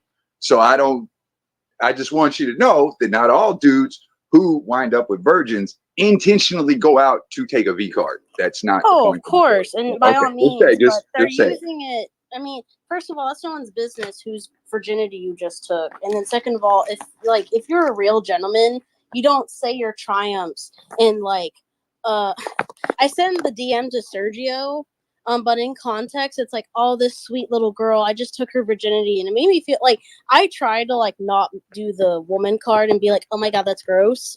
That's so typical male toxicity. But I had to like confine myself in personally to other friends and be like, am I allowed to feel creeped out that he just called this chick who he posted a little girl and loved the fact that she giggled. She fucking giggled, bro, when her hymen got ripped. That's weird. Never seen a girl giggle when that moment happens. Never. So yeah, that's why weird. I'm like, creepy. Yeah, and it's also like, don't like say this to your fans in public, but okay, and then try to do the segregation. But not to loom on this topic. I think I probably will fuck this up, but we have the beautiful person raising their hand, Fila. Yeah. Hello. Hello. Oh, hi. So I heard like the topic of virginity being brought up, and how like I think Shortstock was saying that some guys do it and they're proud of it. Personally, for me, a disclaimer: I still haven't had sex yet, right? But what I've noticed personally in dating is that you can weed out the guys who want to like I don't tell them on the first date, the second, the third. You have to feel them out. But in the process of feeling them out, you can wait them out. Does that make any sense? Like Oh yeah, of course. they self-select themselves out once they figure out, a couple of weeks pass, and they would feel like they figure out, oh, I'm not gonna get laid, or like I don't even say like when I used to go on dates, I'd be like, I would say a committed relationship just to start off to see what they were at or what they were thinking. I technically personally for a marriage. That's just for me. But I didn't want to like creep people out or creep guys out because I know that's a really big step. And like, I was like 21, 22. So Val, don't you dare say anything. I knew. Hey, he's the alpha virgin. Let him speak. No, I know what he's gonna do. I know what he's gonna do. I know. Yeah, but like I would just say committed relationship. And then like after a couple of weeks would pass, they would just self-select themselves out. But I say this to say like for the women in here, if anyone's listening or who's anonymously listening and they're like me, you got to be really careful because a lot of these guys are predators in that way, where they're just around for one thing. But if you wait them out long enough, because I see like on tweets on Twitter, women will be like the 3-month rule, and then they'll get so much hate and they'll get so much pushback. But in my experience in dating, they're right. If you have at least a 3-month rule, a lot of them self-select themselves out because they only wanted one thing. If I may interject, the 3-month rule was a thing back then, but now because people are narcissistic, Spurgo talks about BPD, so people have 2 different personalities. And the other thing is like it's in my psychological opinion from school, using that as a trope. I think 6 months because people can fake it for long. No, so short. Wait, do you mean as in like sleeping virginity, Fila, or do you mean like in a relationship long term? I think just filtering out fucking people for 6 months because, bro, like people are so good at camouflage. It's a fucking lizard people chameleon out here. I agree, but sex is never gonna wait that long, like ever. and I'm not saying you, Fila, you could be the outlier, and excuse me. And I'm like proud of you if you are, but if most women that say like I'm waiting for marriage, they never wait for marriage. I had first-hand experience with this. I didn't do it. I didn't take it, but my bro, I'm not gonna I'm gonna put in this information or anything, but like I had a bro who was with a girl. She was virgin, and she's like, I'm waiting on marriage. 3 weeks, 4 weeks in the relationship, boom, that's just out of there. So that a lot of women that say that they're going to wait for marriage, they never really do. If it's genuine desire. If she actually likes him, and you find someone that you genuinely want to be with, no one's holding on to their virginity. I just wanted to add my Yeah, 2 cents on that. But go ahead, KG. yeah, I can actually give my 2 cents on this. I can actually give this on it. Well, first, about to your point, you're right. Like, especially nowadays, I would say back in the day, yeah, the probability of her actually losing her virginity before marriage very low, but nowadays very high, very high. Because I mean, I told you the story already. I don't need to repeat it. But yeah, if the girl really likes the dude, she will honestly get rid of it just so she can stay with him. But I'll give this advice to Philo from as a dude who practices celibacy. I'll give her this advice: the best way you can get a guy and keep him at the same time while not losing your virginity is acts of services. Dudes really do like it. Generally, we really do like it. Just stand out from other girls. Make yourself stand out from other girls.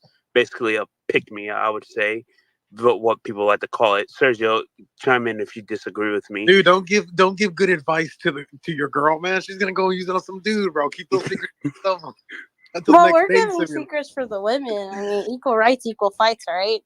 Nah, Oh my god. I give advice to anybody who needs it. I just give it out if they need it. Honestly, something like that. But yeah, that's my honest take on it. Just like this is my honest to goodness advice to any girl. I gave this to my little sister as well. Find a dude you can respect. I don't care about love. Find a dude you can respect. Because love will go away from time to time. I've seen it all the time with my parents. I've seen it all around me.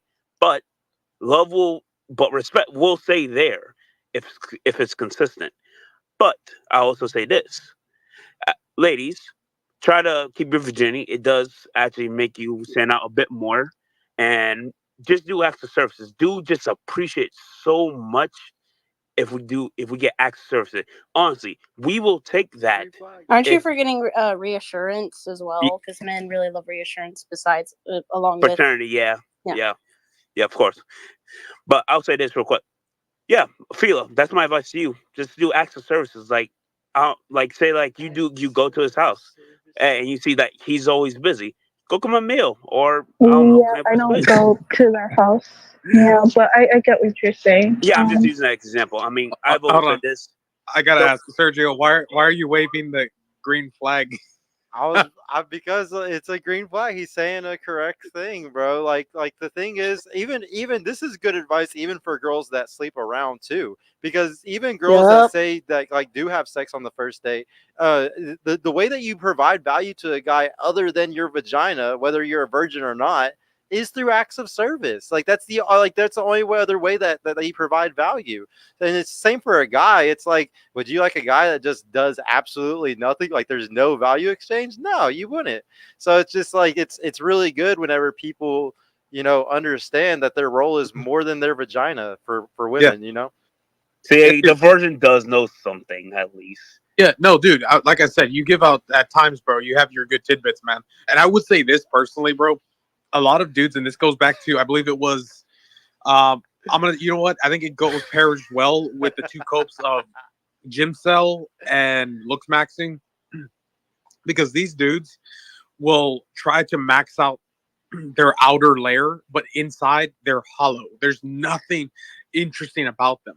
You don't know how big of a turnoff it is for anyone when you call somebody up and hey, what are you doing? Like, oh, I'm just chilling. Everyone knows chilling means nothing. You might as well say nothing, dude, because it's just as bad. It literally means like you have nothing going on for you, bro. Like, just make up something. I agree. Like you gotta have some hobby, bro. You gotta have something you're doing on your free time when you're not grinding. Oh, I actually had a question. For any male species, because we're in 2020, you can't assume. I I wanted to ask, what is with the fucking copium of passport bros and hot That takes on how they're using that as a glorified luxury they can afford versus like you're gonna get your kidney stolen most likely, and you're gonna get fucking used and abused even worse than American women. I'll say this real quick. Sergio, can I take this one real quick? Yeah, I'll give go my two, ahead, bro. Have fun. I'll give my 2 cents on this.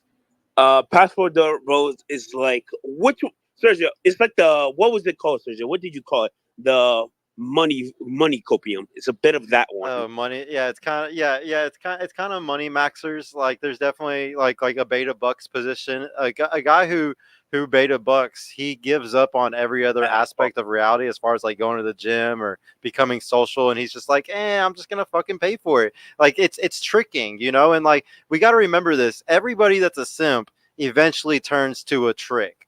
Simping is just like the start of becoming a trick. And so, like, most guys will be like, fuck, I've been wasting all this money on dates and all this stupid shit. Fuck it. I'm just going to start paying for pussy. And that's whenever they start going and tricking out of the country, or they'll trick right there in their own state if they can. They'll go to Vegas, whatever the fuck it is.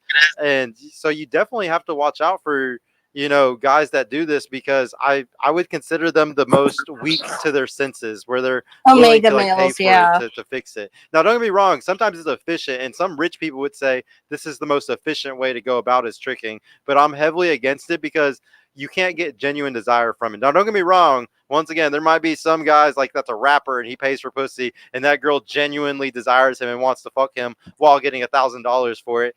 But for the most part, most guys are getting no genuine desire, and that's what makes it gay. It's only I cool think when you fuck a girl because she genuinely wants to fuck you. Yeah. I Sorry, I think cut it out. Passport Bros is just another way of doing mail order brides, in my fucking opinion. Yeah, Yeah, sometimes it's they your do the first brides, mail and order sometimes they bride. go there just to fuck. It just depends. Yeah. Yeah. I mean, careful in Thailand, man. You don't know if it's a pussy or not. Yeah.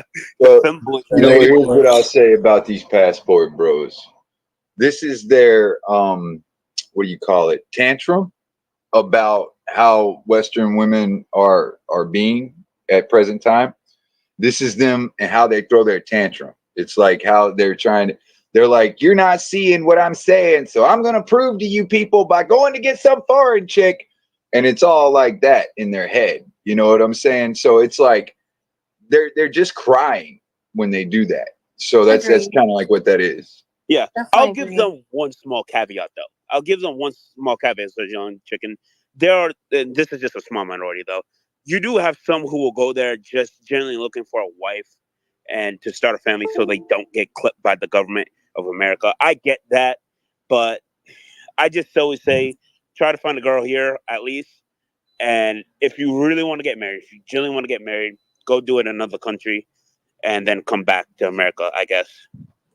Shit, bro, I'll be real with you. When me and my wife was on that verge of not doing our thing no more, I was like, you know what? I'm fucking done with white women, boy. They're too much. They're just a damn handful. So that did cross my mind to be done with white women. I wasn't going across the country for one. There's plenty here, but I was just like, yeah, definitely done with white chicks.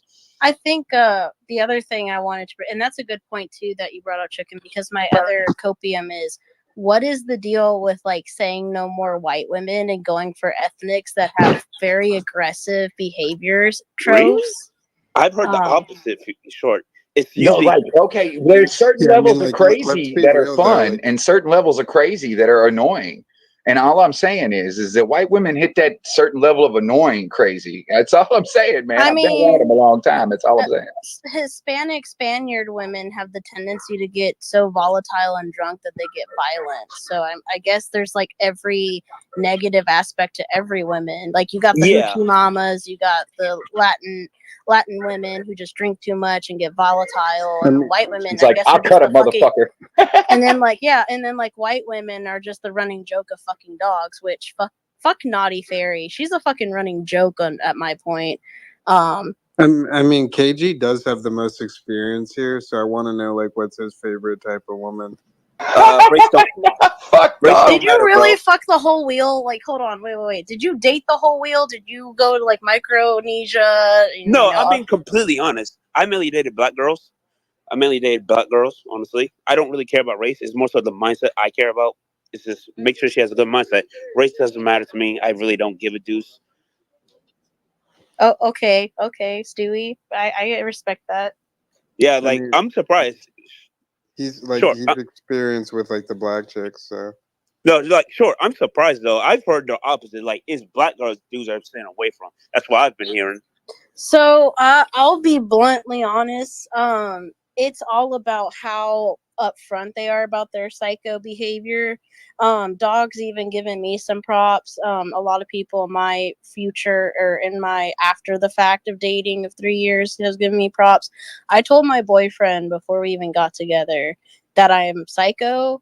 I'm not over my ex, and I'm not willing to commit. He stayed for 3 fucking years. What That a is not simp. that is not my fault. And the fucking fact that he cried after sex is like the whole epitome of why I'm doing Jesus this fucking rap. Christ, you were shitting me. He cried after goddamn sex and you were still with him? What the fuck are you Hey, doing? you know, I was a bad person, so it was kind of Oh. like this, like, I love the Stockholm syndrome because I was a bad person and he stayed. So I will take responsibility for No, short, staying. stop, But I That's not on you.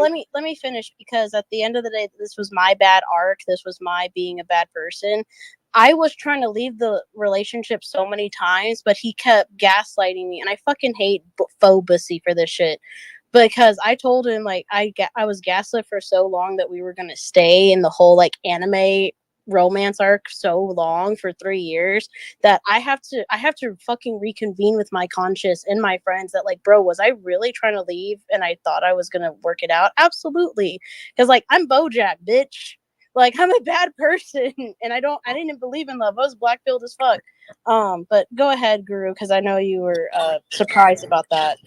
Yeah, I'll say this. That's not on you. Well, that guy's decision is not on you. It's not on you. I'll be honest. Every guy's been in the simping stage at least once in his life. Usually when he's super young, like high school, a bit of college. That's usually the age range. Would y'all agree with me, gentlemen? Would y'all agree with me? But I'll say this.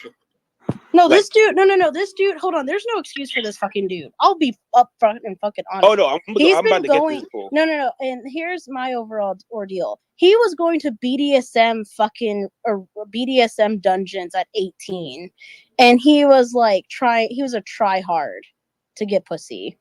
No, So honey, listen, any Oh grown no, we're man done that here. cries after sex, you leave that motherfucker immediately. You get I up, should you have wash thought of off that your as the shit, red and you get out of the flag. house. That's not Yeah, okay. no.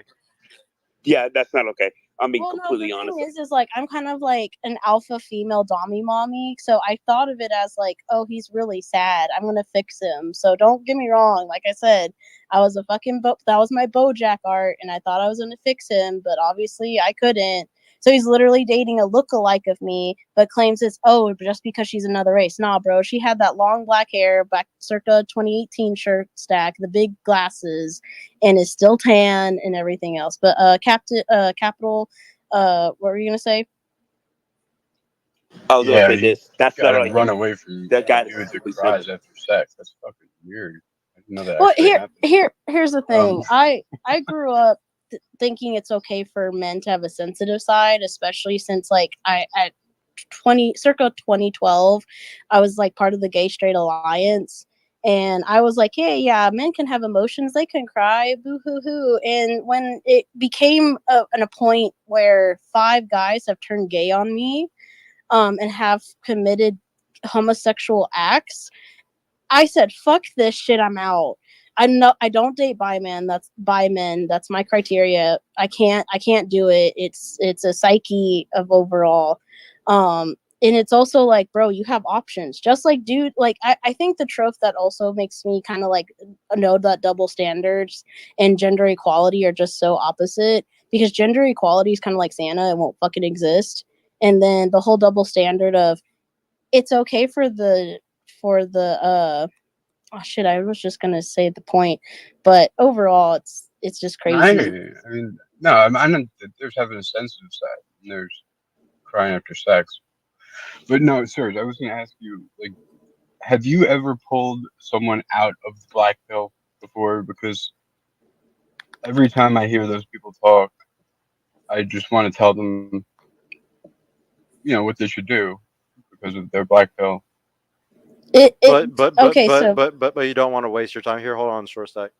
yeah. Yeah, you don't want to waste your time, and I would say most of the time you are wasting your time. I think it's worth it to try, because you might.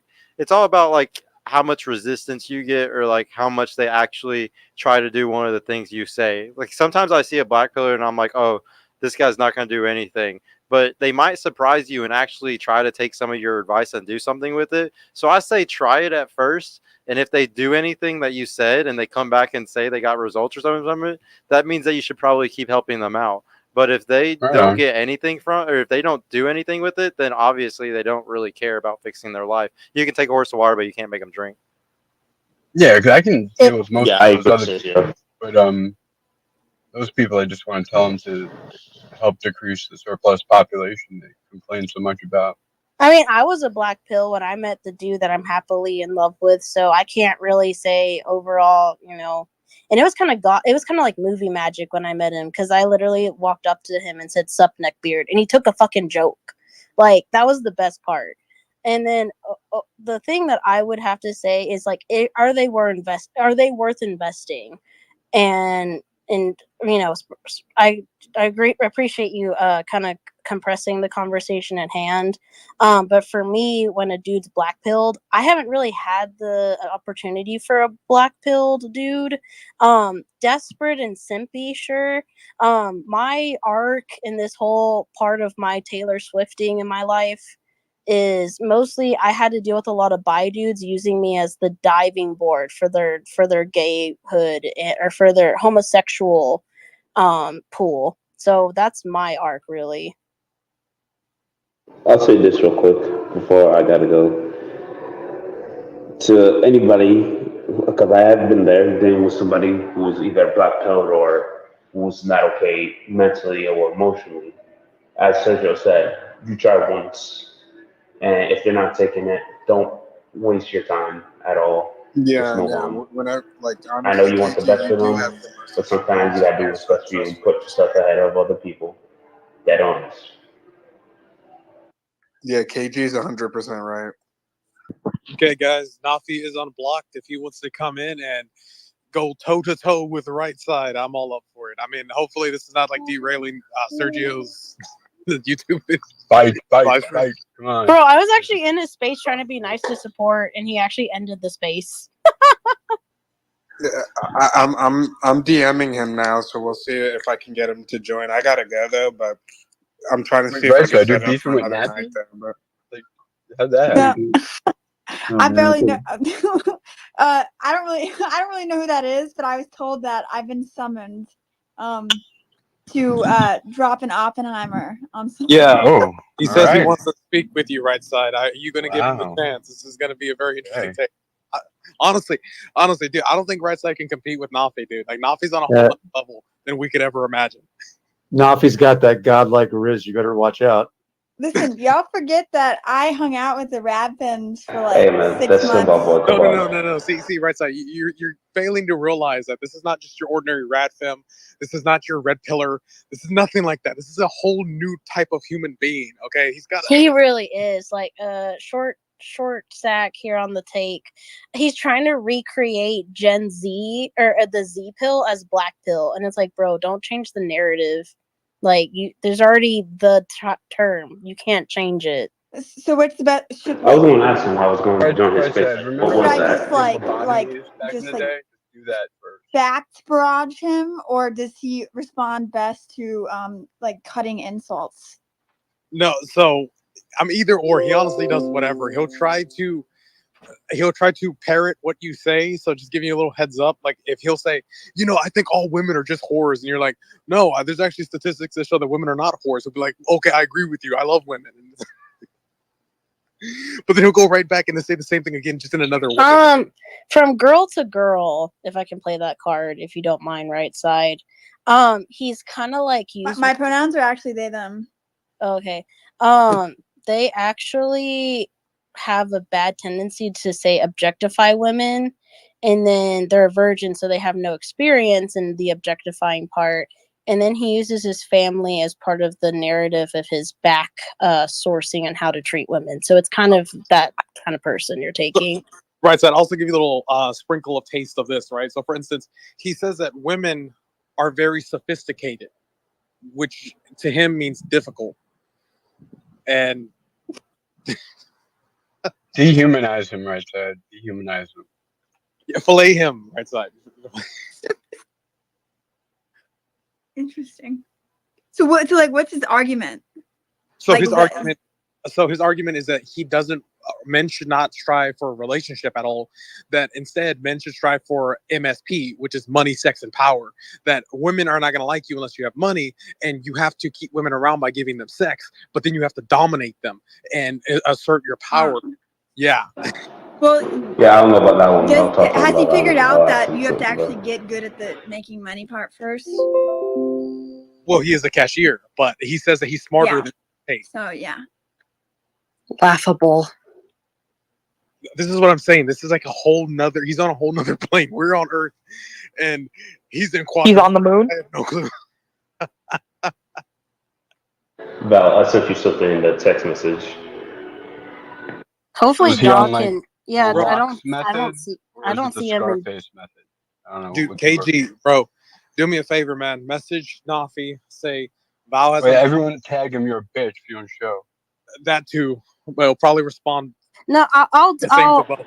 I'll add him and be like, "Hey, Dog invited you. Where you at?" I'll be the neutral party. I don't want Nah, like we definitely want him here. I already Alright, try that I already first. messaged him, and he always responds to me instantly, and he hasn't looked at my message. He's so- definitely a simp for Spurgio. I know that. He's Yeah, probably he's actually being busy right sensitive. now or like asleep if he's not on. So he'll look at it soon if he's awake.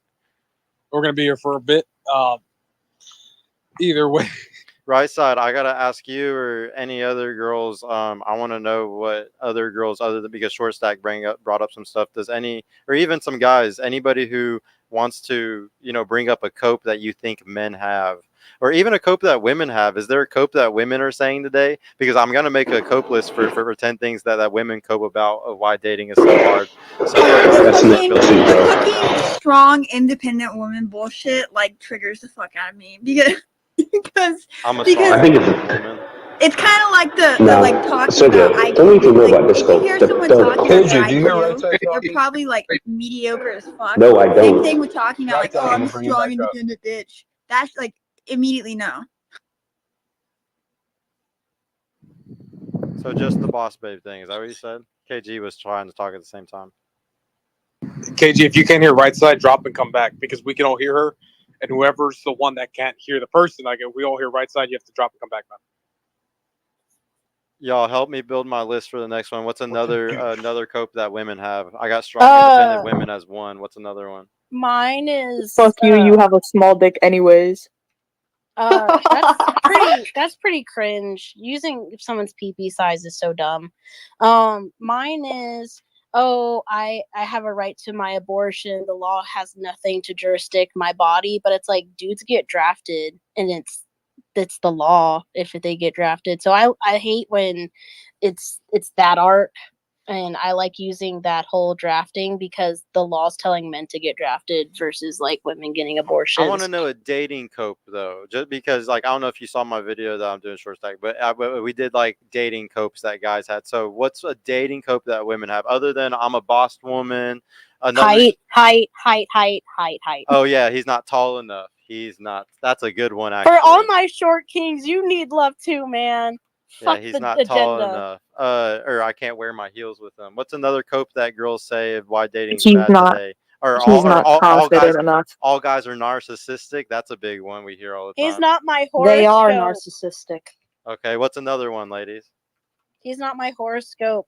Forever love. Oh, he's not my horoscope. That is a good one. That is so sexist.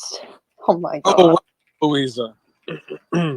Hey, How's it going? nothing much. I'm here. Nice. He's back from suspension. I will say bad hygiene is a valid reason for dumping someone. Yeah, that one's we're not going to put that as a cope. That's a real one. No. Or no, actually, smell is a really big deal if you even want to stay with somebody sometimes based off their I body love smell. me some neck beard musk. Disgusting. I think I will say I think smells worse on women than it is on dudes because dudes tend to sweat more, and like I don't know, it's worse when women smell. No.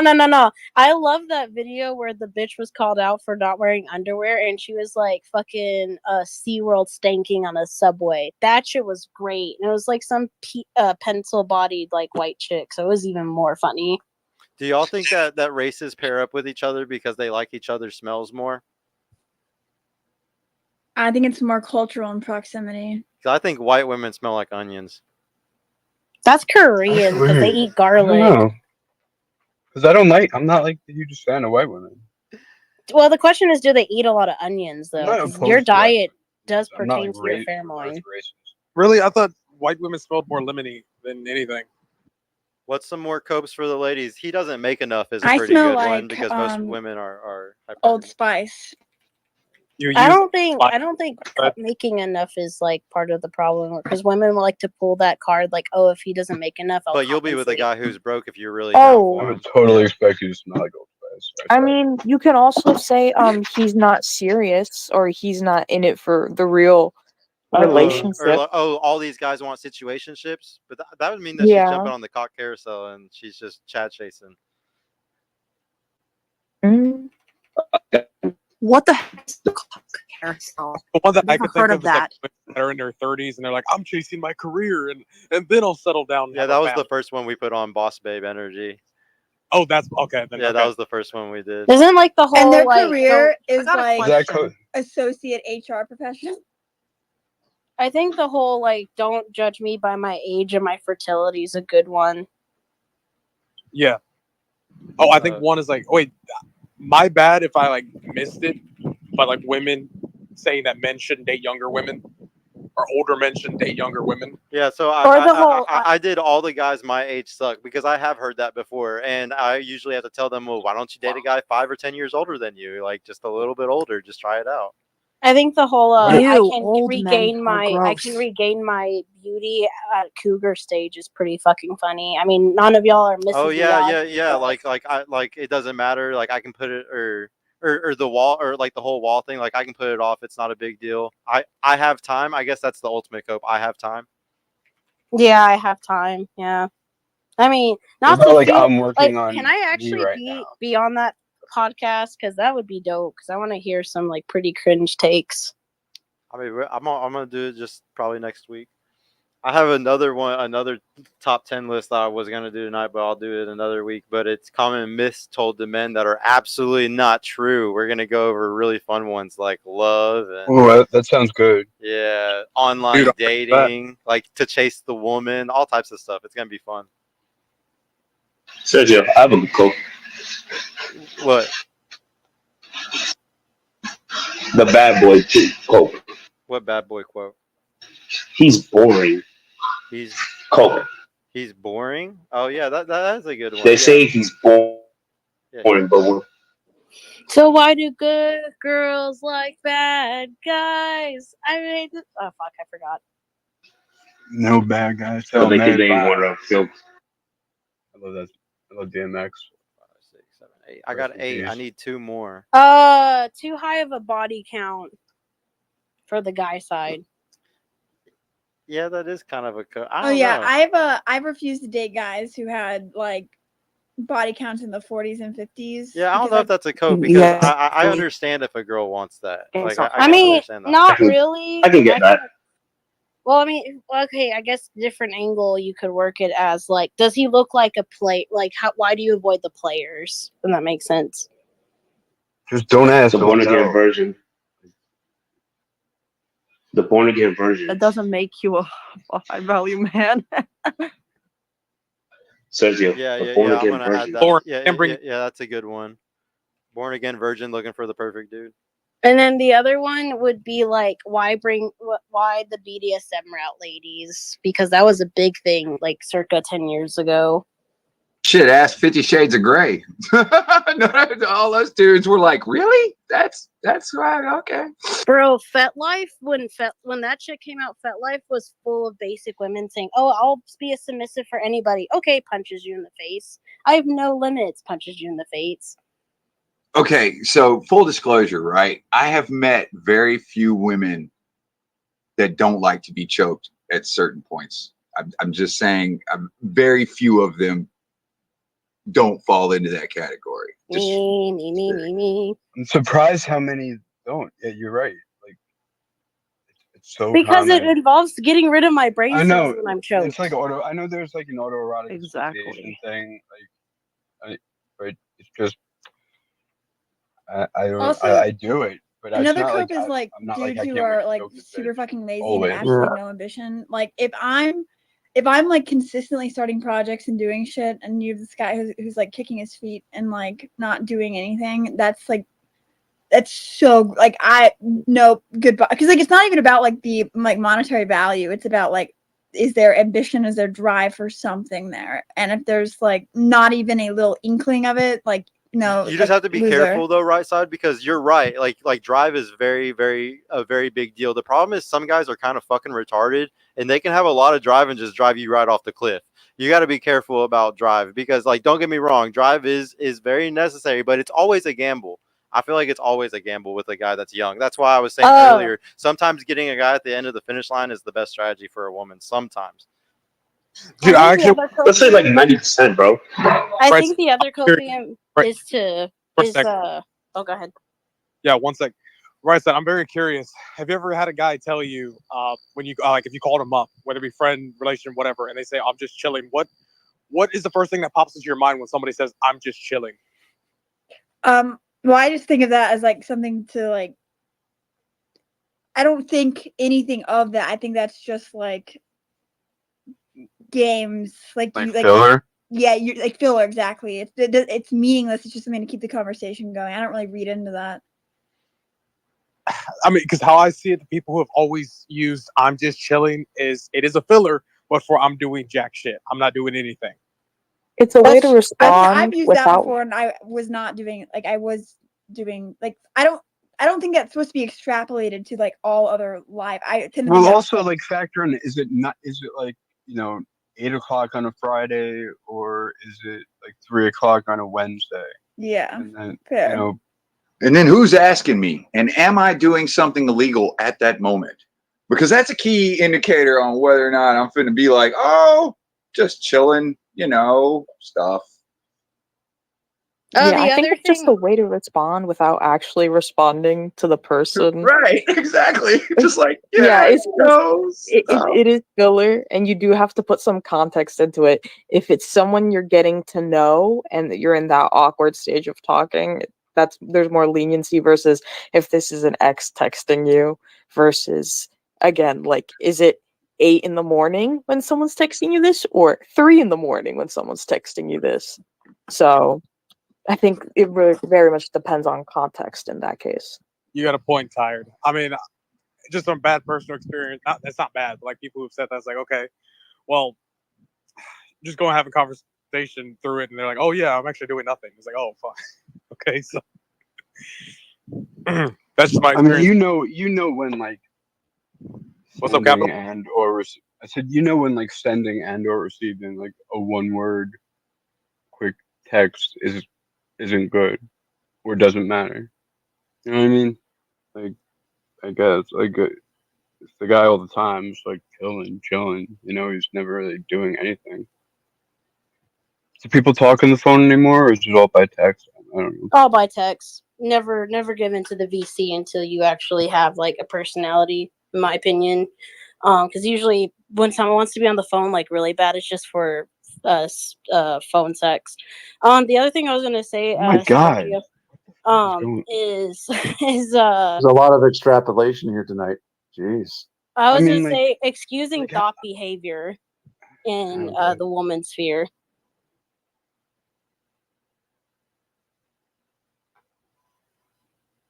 Also, a big one for me is not coming up with like, for example, I like to start a lot of projects. Like I'm doing a lot of like shit, like air quote side hustles. Oh, And I'm so if always I'm the busy. only I'm always busy.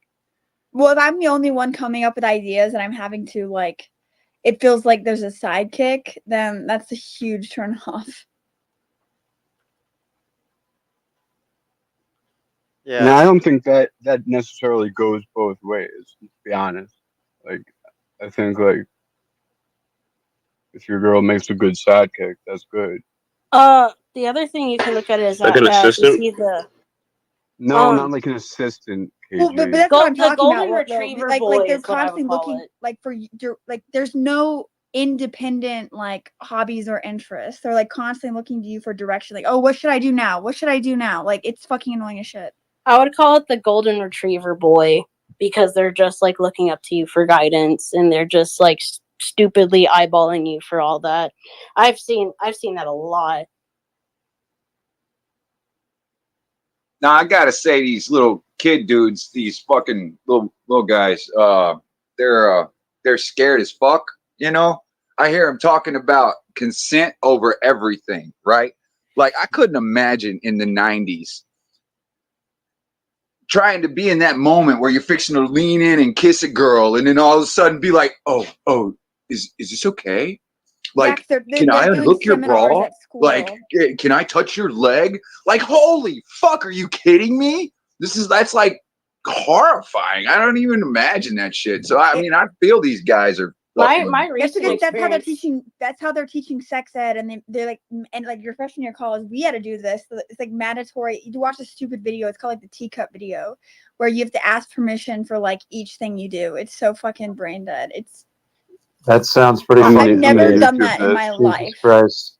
I think it's even more stupid when you date in nowadays when they ask about your pronouns. I hate that shit.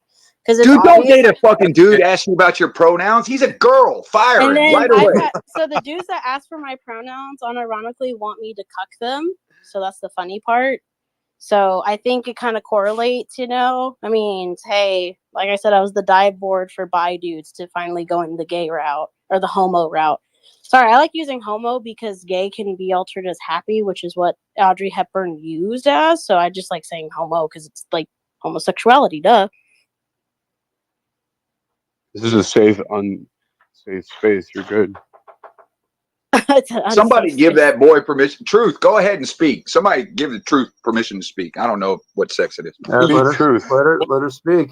Let her speak. No, that's just a quick question. I just wanted to know what age group you guys in. 24. I'm old as fuck. You say you're 24, chicken? No, honey, I'm old as fuck. I'm 45. And Vale? 24. And I know Wright is 24. In short?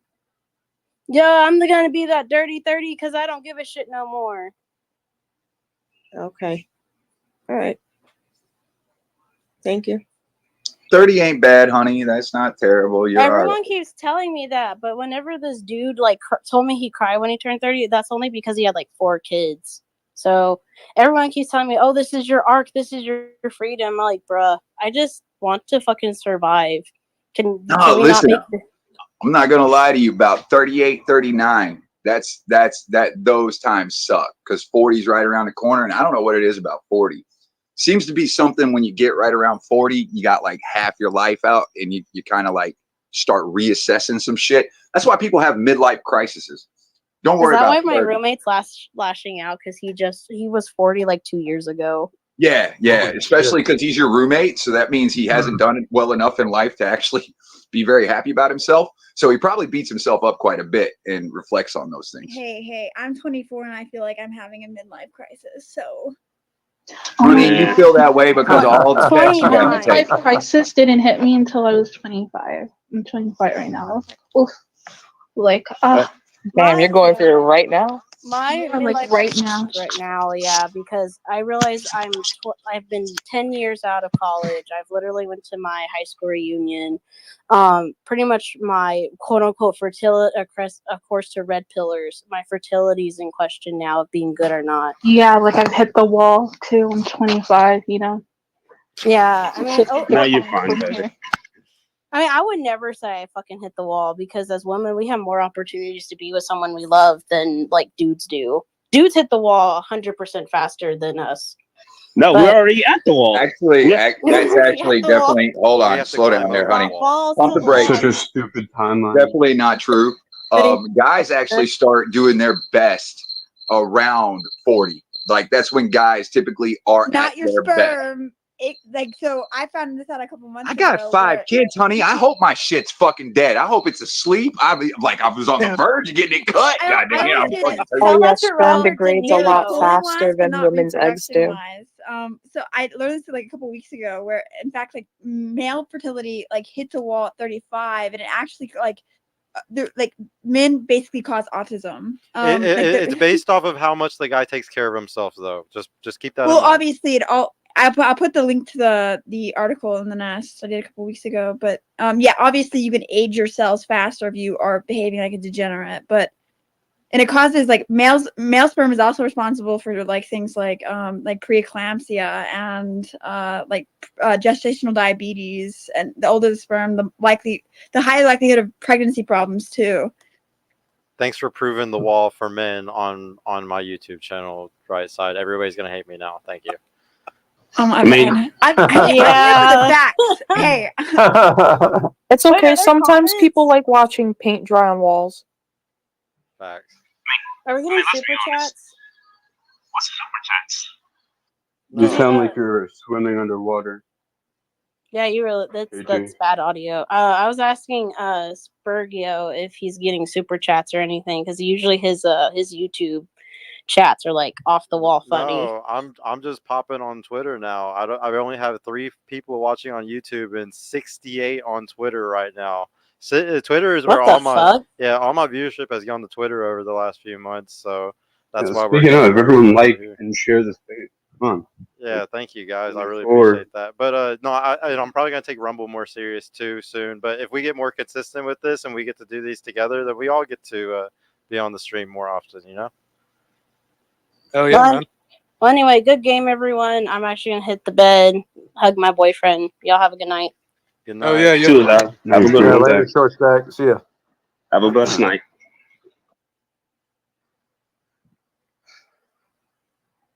But if anybody's curious, I put the studies in the Nest. Oh, nice. Thank you. Since she wants to sit there and make guys look bad, I'm gonna make us look good, you know, because I have to stand up for the boys. Hey, I'm an equal opportunity hater. I don't discriminate. Hey, and you're taking that straight out of my mouth, and that really bothers me that somebody else just said something I always say. Can we gene edit any of these issues away? Can we do what? Like gene edit, like just. Yeah, Whoever said bless you, thank you. Put the Christ back in fucking Easter. Damn right. Oh, I forgot. Truth's got her hand up, Bill. What? Truth has her hand up. Truth, you don't have to put your hand like just speak. Go ahead, Truth. What's up? Just waiting for you to finish. Due to my experience, I think a man in his 40s is when he hits his prime for many reasons. He looks better. If he's healthy, of course. Just a regular dude, he does look better. And I'm coming from I'm an older woman than most girls here. You're still babies. But you will understand why a man in his 40s is in his prime when you get to a certain point in your life. He is more situated. He knows who he is. He's not out there fucking around anymore. Not as much as before. He knows what he wants. He's been there, done that. So he's ready. He's ready to he knows where he's going the majority of the time. I've come across. Younger men, you're young. Just do what you need to do and discover who you are. Because you're gonna have a lifetime of responsibility. I don't think a man should be getting married young at all. I think he needs to explore and become and then get, tangled up with a mess. That's my opinion. And also get sexually transmitted diseases. Women do that more now. You guys have been sleeping around like fucking dogs, so that's not a thing. No, that is not true. Major W for Truth. Truth. Where in the city are you from? Truth. Are you from? I'm in Harlem, New York City. Harlem? Okay. Yeah. No, I'm from Brooklyn originally. Yeah. To pick the borough. But yeah, that about sexually transmitted disease. I mean, again, the younger generation now is very promiscuous, in my opinion, when it comes to women. And true. But women have more at risk, so I think women should be more careful sleeping around. It's not a flex. It's not a flex. Be careful who you track, because you never know. There's a guy out there that has a sexually transmitted disease. I would never be with a man who with a high body count or be in his 40s. As a 21-year-old, fuck 40-year-old men. Oh, that's fine. Okay. I would never date a fucking old man. Except dog, right? Jesus. Yeah, don't worry, honey. Many 20-year-olds are fucking 40-year-olds. So yeah, I was about to say, 40-year-olds is probably about right. I mean, I'm just saying, as a guy who was single for a hair's bit of time this last year, I had so many chicks hitting on me that were between the ages of 27 and like 34. I didn't even know what to do with that shit. Matter of fact, the first time I got hit on by somebody under 30, I thought I was doing something wrong. So I was like, what the fuck is going on? So, honey, you might feel that way. That's great. That's cool. But there are so many that don't. It's fantastic. Chicken, because she's very young too. She said it. Louisa, it's fine where you at right now. It's okay. Your taste in men will change. She might be trolling though. I don't know if she. I'm not even trolling. I'm being dead ass genuine. Okay. Oh, but you're 100% right. It will change. You're right. It will change. Nope. Nope. I have principles and morals and standards. Hey, Truth, honey, to co-sign what you were saying, I put something up in the nest that literally says exactly what you just said, and it covers the percent rate. These youngins, yeah, they got some shit Ajax won't take off, sadly. I mean, it's a different generation. I think me growing up back in the days, we were shamed when women acted a certain type of way in society. Today is celebrated, and it's not for their benefit. And I hear a lot of, and it's not their fault. I don't think it is their fault. I think is Who said you were going to change your mind? what happened. Someone said you were going to change your mind over time. Who was that? Oh, that was me. That was me. I said Yeah, that. you should shut the fuck up when it comes to giving advice to men or women. You don't know what the fuck you're talking about. Shut the fuck up and let her speak. Shut the fuck. Stop acting like a moron. Stop giving us reasons to pick on you. I don't want to pick on you. Stop speaking for all So why you men. talking, And dumb cat? anybody here, who the fuck here thank you, dumb is cat. here to listen to your advice? Who Cat, else Cat, needs your slow advice, down, KG? bro. Slow down, bro. You remember he's our buddy. Jesus fucking I Christ. know, No, it's all day. but It's he's been our all day, buddy. bro. I know, but he's our buddy. Just Jesus fucking Christ. I appreciate it. Nobody's here to listen to your advice. Like Nobody. we all felt like it at some point, and he just released all of it at once. You know. No, It's a I bad hear thing. you. I hear you. But, we are a really good group of folks. And I don't Yeah, want I to see think that. and I think KG can take that constructive criticism. I think he's tough enough. Okay. He takes it Fair on. enough. People don't get punched in the face enough anymore. Either way, I blame white people. That's how the fuck I'm going to end that one. I'm just going to call it that. Yeah, and white women specifically. Dude, I've tried to be nice for months, and that never worked. So now it went to shaming, and now it's just raging on him whenever he's stupid. So it's been a wild journey so far, and we're just getting to the good part. We just started. Duncan, how am I wrong if I said it's probably going to change, most likely? Because you don't know what the fuck you're talking about. It doesn't matter if you're right or wrong in her point of view. The fact that you're giving advice to any of us at all is complete and utterly delusional. None of us here need your advice. You have no experience. Dude, KG, we just don't If want you I to was a not veteran be from coffee. war, it's like you're telling me as a veteran of war All right, what it's like to be at war as a civilian. It's cool. Though. We just don't want KG to end up like Nafi. That's it, bro. We care about you. Good point. I know. I care too, though. Otherwise, I wouldn't say nothing. I just don't want you to end up like Nafi. Duncat's still sad that he couldn't save Nafi. I think there's that part that's Chris. like, yeah, I wish I could have done that. I had to abandon him, my child. Dude, But Duncan, I generally haven't said much this one. I haven't said much this one, honestly. Bro, he had to leave his own son behind. We care, bro. We don't want that to happen again. No, but Val, I haven't said much this one. I haven't said much this one, honestly.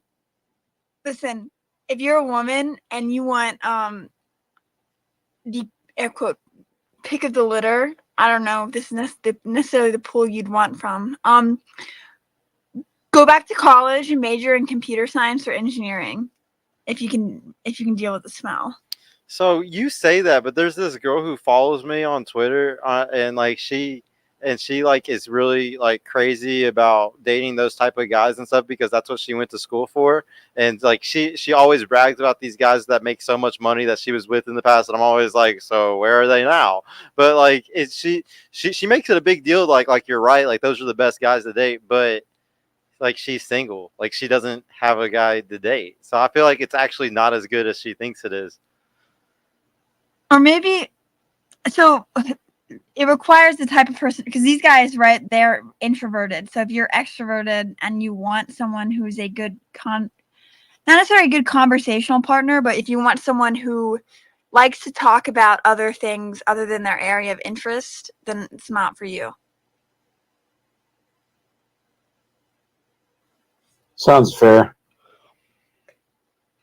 I don't know. Okay, I I think want like to take a engineering type second. personalities tend to be like relatively like hyper obsessive and like, almost like niche.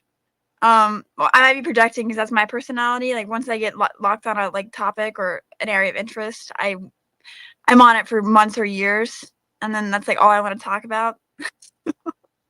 Oh, that's Okay, that's a timeline good way to cleanse. be. There's nothing wrong with that. No, timeline Yeah, I'm cleanse. similar. Check out the nest and look at that adorable fucking puppy, and its like tongue is hanging. I'm so tempted to watch over and touch the tongue to make it stick it back in its mouth, just because it's like, you know how you fuck with dogs. I love when they sleep like that. Fucking adorable, dude. Oh my god.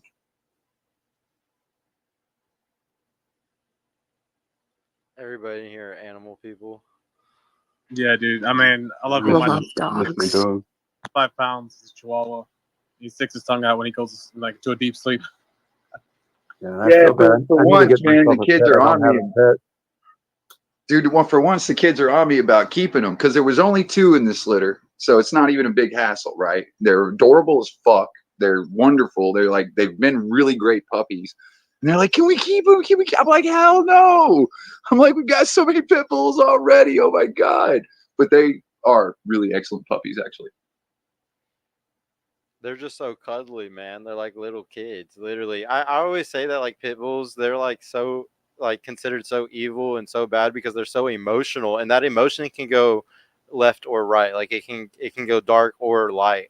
And like if you have like a really good pit bull, you'll never have another dog that I think is like as loving and like affectionate and like I don't know, just is kind of human like. They're like so fucking emotional. It's weird. No, I totally get that, dude. Like I got I agree. my best friend Rocco. That's my best boy. You know what I'm saying? Me and him are ride or die types. Like when I come home, dude, he'll spin in circles. He'll be so excited. He's just so happy to see me. It's like he just shows you so much love and loyalty.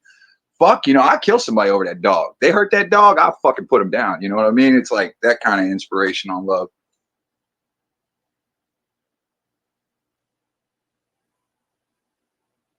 Wait, chicken. How many pit bulls you said you had? You had 5. Well, now I got 5 for now, but mainly I only keep 3 at any one time.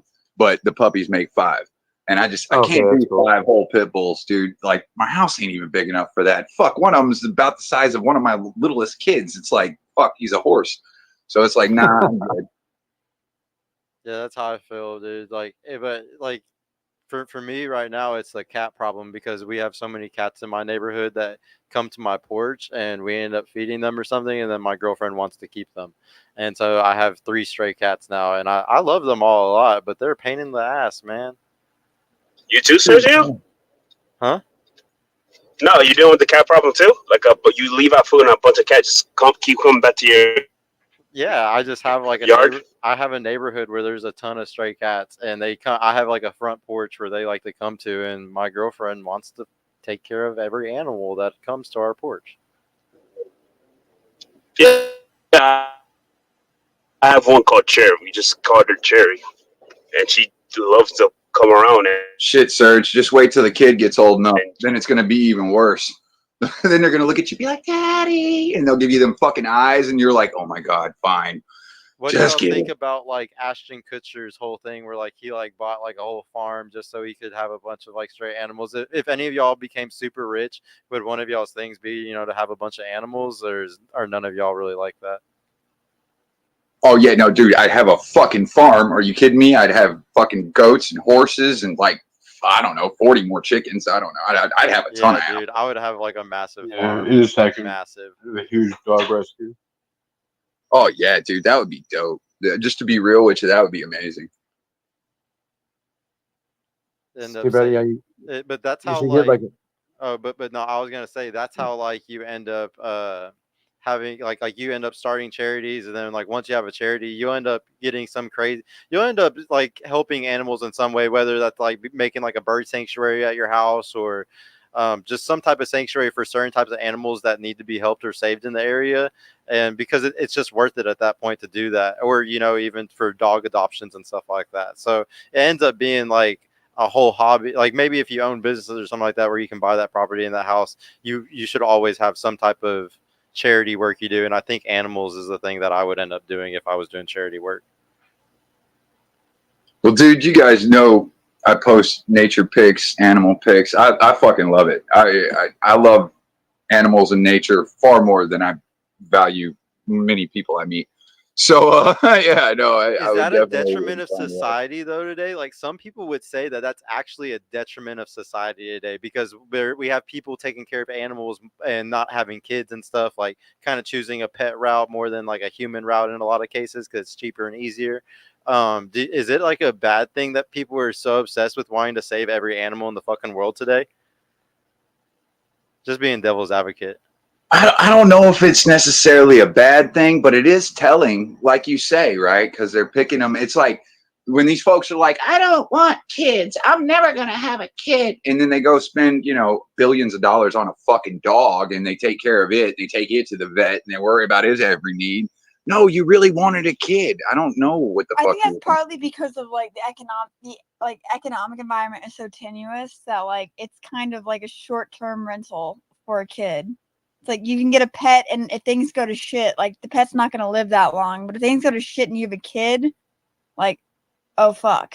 And Yeah, also fuck is definitely on your mind. and so I think like especially because like with the swing like post 2008 and the like constant world events that just like throw everything for a loop, people are just like scared to commit to a child. Well, they've been sold a bill of goods too. Everybody's like, oh, you got to have all your ducks in a row. Oh, you better be just right. Oh, you better have everything this and that. Yeah, you exactly. You are told that. Like anybody No, who but doesn't listen, is an honey. irresponsible welfare queen. What I don't get, listen, like, honey, what's you the will need never. to, like, Go ahead, Jay. prescribe everything on the internet? Like, that's fine. All that shit's fine. But like, I'm no, if I'm gonna use KG as an example, but like to get on the internet and like make prescriptions based on all that shit you just said, which means like they shouldn't be making. I'm not trying to make just. It's okay. Like is that like just trying to like fix yourself through other people? Do you think? Dude, I'll tell you what, man. I kind of feel bad, KG. So we're this month, later on this month, we're gonna be doing another dating simulator, bro. Make sure you get 5 minutes with Fila. You're gonna riz her out the park, bro. I got you, man. No disturbances, no cutting in, just you and her, bro. You know what? I might just open a space specifically for you too, bro, because this is just too much. God damn, gotta make it difficult for me. Putting a lot of pressure on him, Bill. No, because I'll be there in the rafters as speaker, ready to slap you down the minute you fuck up. No, you ain't fucking boy. I legit fucking up. I won't even hesitate. I won't hesitate one bit.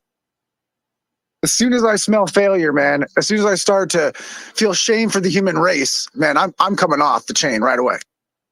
Bro, I wish Dumbcat was like that on me, man. Like when I fuck up, it's like, oh shit, Dumbcat, roast me, bro. No, but I got you. Dude, you haven't been roastable yet, Val. No. Thank you, Capo. I appreciate it. No, but I legit, I was talking to you, Sergio, about it. Okay, right now. The major difference between Vale and I would say KG is that Vale's not out there giving prescriptions here from other guys as his own like statements. I don't give prescriptions, bro. Yes, you fucking do. You just said earlier in this fucking space. In this space earlier, you said I think all you guys can agree with me on this one. On what? I don't. Yes, maybe agree. Is KG's mic weird or is that just me? No, KG, horrible. Yeah, no, he's cutting out. I don't know why. I took it off the Bluetooth, bro. But yeah, don't cat, bro. I was legit trying to go with Fila, bro. I was trying to gain experience. Now you, dude, practice right now on tire. Don't you even I'm not gonna practice my tire, bro. blame I me for your bullshit. Don't you ever blame me for your failures. No, don't get. I'm dead serious. Val, confirm. Was I Dude. not going to talk to Fila? He did say he was talking. Okay, dude, fine. Talk to right side, man. You're right there. Wait a minute. Practice. Wait, No, it's too late, bro. I don't want to, man. No, I don't wait, want where, to. wait, where the I don't fuck want did Fila go? Did she leave? Oh, she did leave. What? Yeah, you guys, she left, bro. Dude, wait, did you talk? bro, I swear she'll forget about it like in 2 days, bro. Yeah, It's I'm gonna also wait. I'm gonna almost have the to wait. middle of the night I don't for like us. waiting. Like if I see a girl, I'll talk to her. Wait, KG, did you talk to her at all, like in DMs or anything, or what? Oh, Did you slide? I don't know if he did or not. His fucking mic isn't working. Yeah, I think his mic screwed up. Yeah, his shit's fucked up. Well, dumb guy, you're fucking. Oh, that was funny. Jesus Christ. Meow. You know, you can't insult my intelligence half the day Yeah, and then but expect I me to be wouldn't nice freak to out you. about Matilda eliminated his leaving. It riz. is almost the middle of the night, and she does have classes mess and with stuff the like that. kitty. So, yeah, Oh, okay. don't I freak didn't out know. too bad. Wait, who, Fila? It's not like she's going to Yeah. be interested anyway. Who's Fila? That's the girl that popped up here. And KG, just know that she just went to another guy's house right now. no, Damn, dude. Don't say that about her. He's going to be eating the sandwich you made for her. Who are you guys talking about? Fila. Fila. Fila, that chick that was a virgin that was in here. Bro, Fila. She was in Necro Space earlier today. Dude, Fila, duh. God, why don't I remember this chick? Blame the weed, Jay. That's what I do. Just blame the weed. I guess. But she's unmemorable to me. I'll be listening, but I'm going to be shaving my head. See Kyle. You can have another chance. See Kyle. Don't care. I think KG is coming back.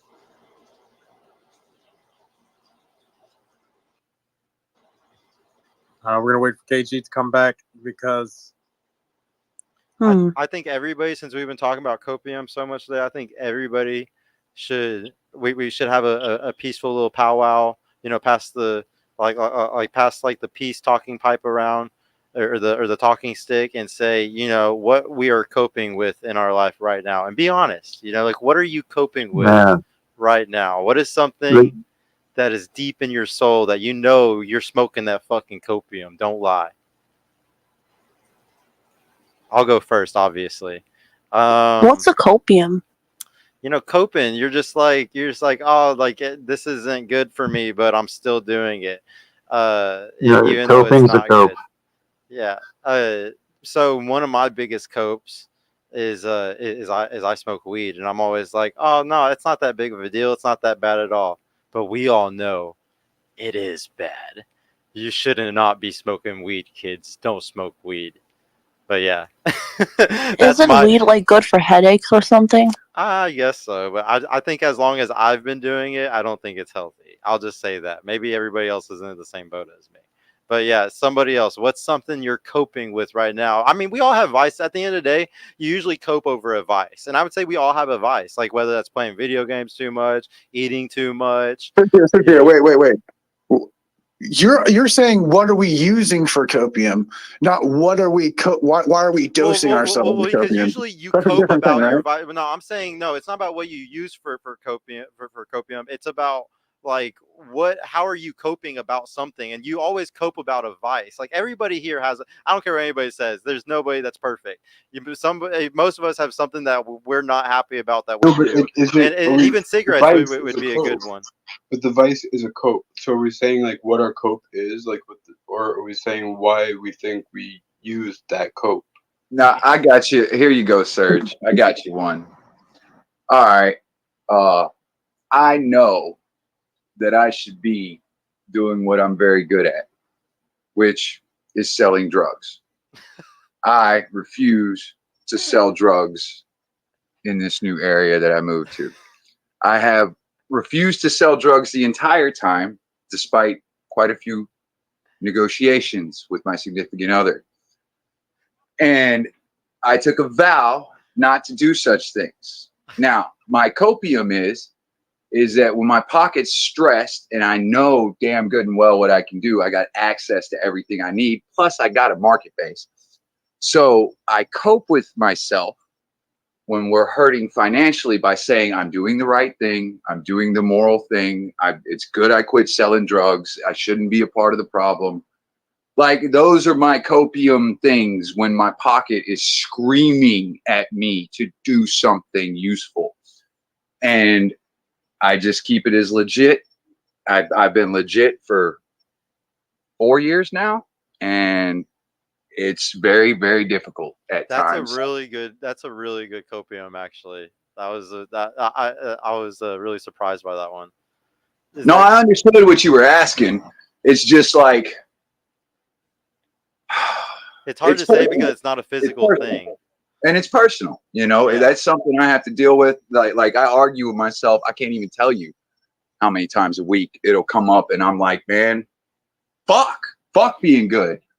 And it's just like, it's hard, man. It's fucking hard. Because I literally dealt drugs almost my entire adult life.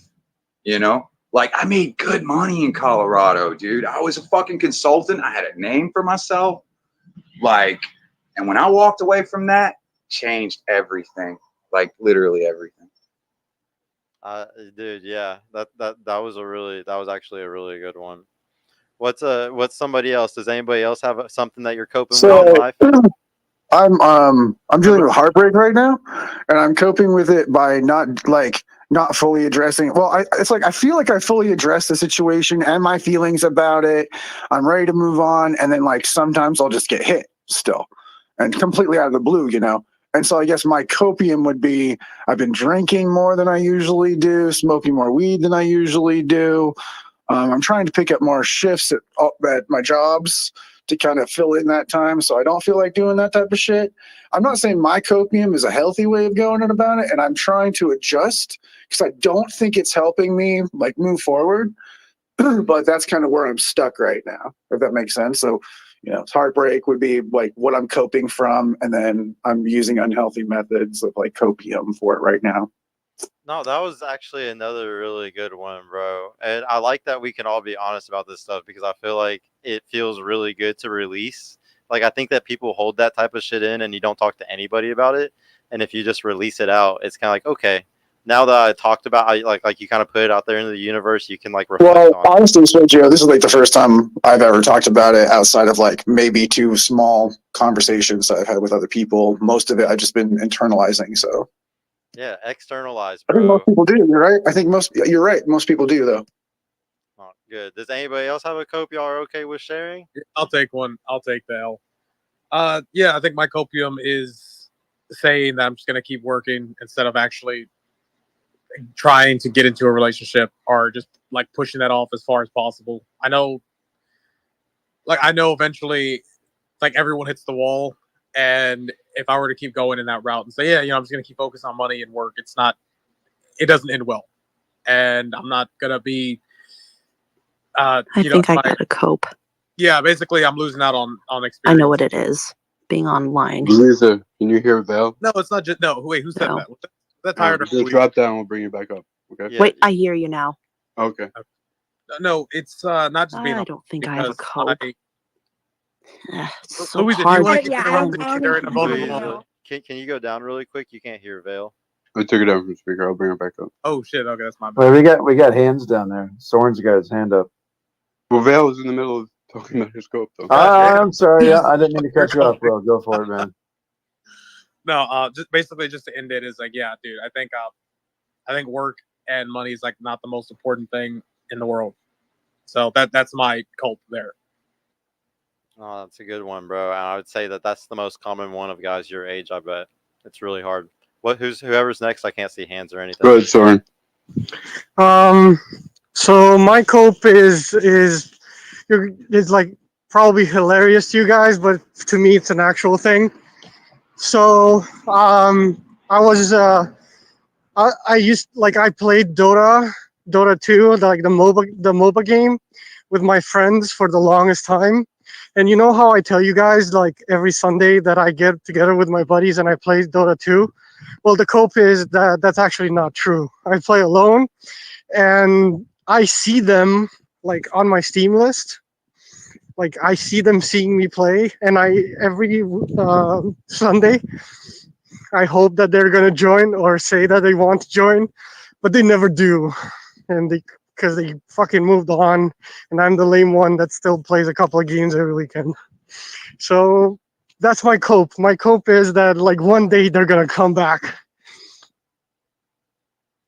Oh, thank you for sharing that, Soren. That's a lot to hold in, dude. Man, that's man. sucks.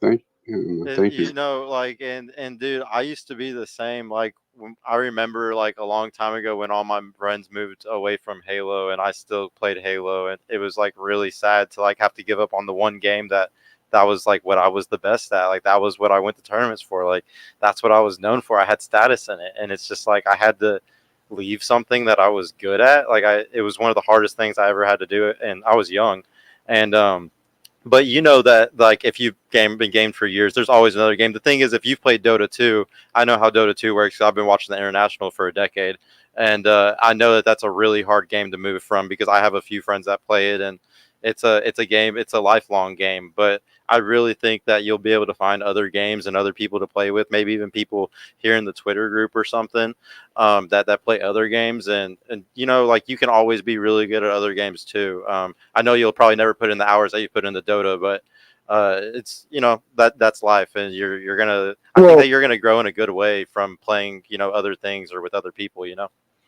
For me, Soren, it was Arc.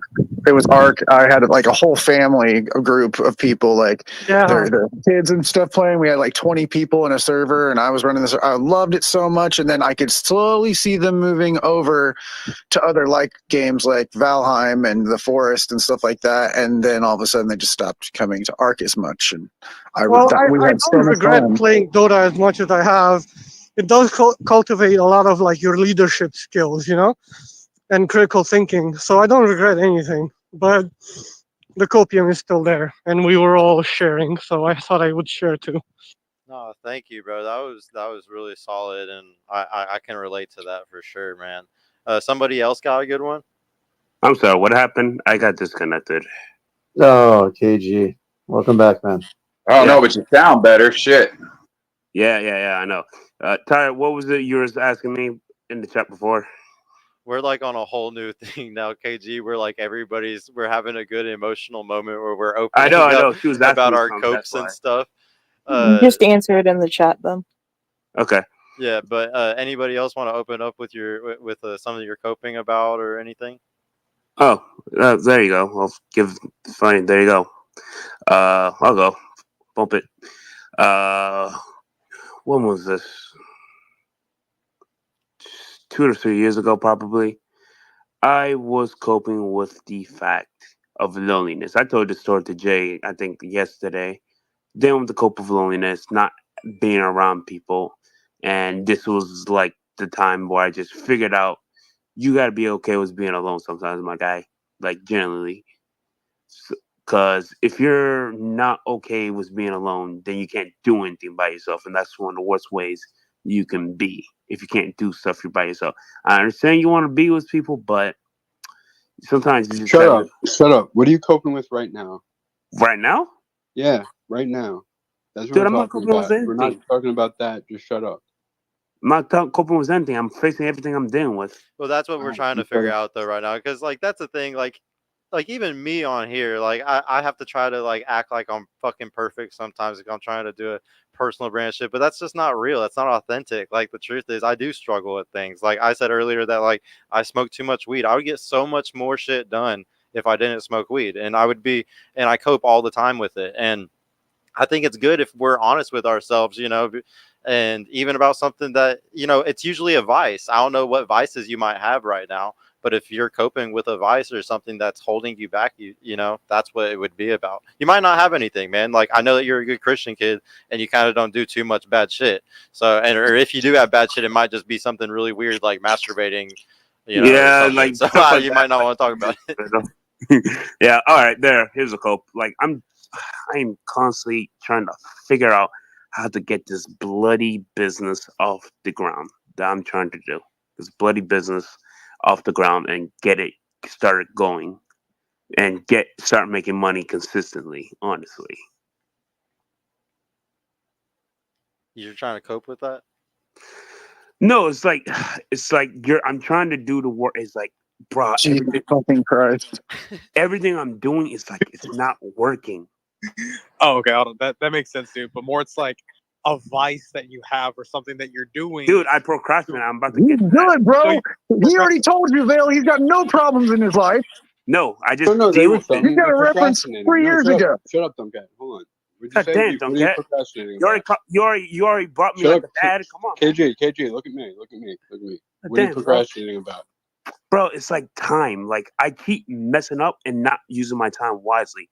Like I be thinking, like I be trying to do my schoolwork, then go to work and work on that goddamn passion project I'm trying to do, work on my book. But but time just flies away from me, and I get bloody tired, and I sleep half of the day. I'm like, mother, and I try to go to the gym. It's like, it's Yeah, like, so like you might be struggling a little bit with like sloth if we were talking about like one of the 7 deadly sins, and yeah. like and you might cope with yourself sometimes. You might be like, no, it's okay. I deserve to sleep a little longer, or I deserve to, like, why do I need to work on that today? I can do it tomorrow. Procrastination is like the number one sign of that, and obviously I think everybody here struggles with stuff like that, because it's hard to stay disciplined in a world where there's so many vices and so many sedations, so many things that can sedate us. So I really think, bro, that one of the best things that you could do is, maybe, I don't want to say this, but you got to get off the X spaces a little bit, man, and No, work you're on right. I'm yourself a probably little bit going to pull more. a necro. But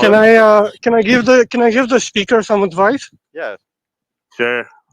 Okay, so I had this issue at one point in my life as well, and the best what I found that the best solution for this is to put like alarms for yourself and respect the alarm. Just like at 2 o'clock, you start making food. At 3 o'clock, you eat. At 4 o'clock, you start writing, and you respect the alarm. And if you respect the alarm, and eventually, you're gonna train yourself to not need the alarm. You're always gonna start at 3 o'clock in the evening. You're gonna start working, and you're gonna work until, I don't know, like, it'll be your own rhythm in the day that will dictate things for you, and you'll stop needing the alarm. But you have to put the alarm first and respect the alarm. All right, By respecting the alarm, you're respecting yourself too, Soren. That's awesome advice, man. That's great advice. Yeah, it's pretty smart, KJ, Soren. thank you, because that was being honest, man. Thank you for not like, that was, Dude, I'm not bullshitting y'all. Like generally, it may sound like it, but I'm not. Like generally, like. Well, no, sometimes you are, but that was genuine. And I appreciate it. Bro, it's just so bloody frustrating. Like, I get it. Yeah, no, I totally resonate with a lot of what you just said. thank you, Soren. Thank you. Like, I'm gonna try it, bro. This is so. I'm so mad at Don'tcap for blocking me like a dad. God dang it. He blocked you. No, I'm not your dad, and I didn't block you. If you No, have Riz, I wouldn't be it's like able you to block blocked you. me. Don't blame me. Blocked your son when he was trying to make moves.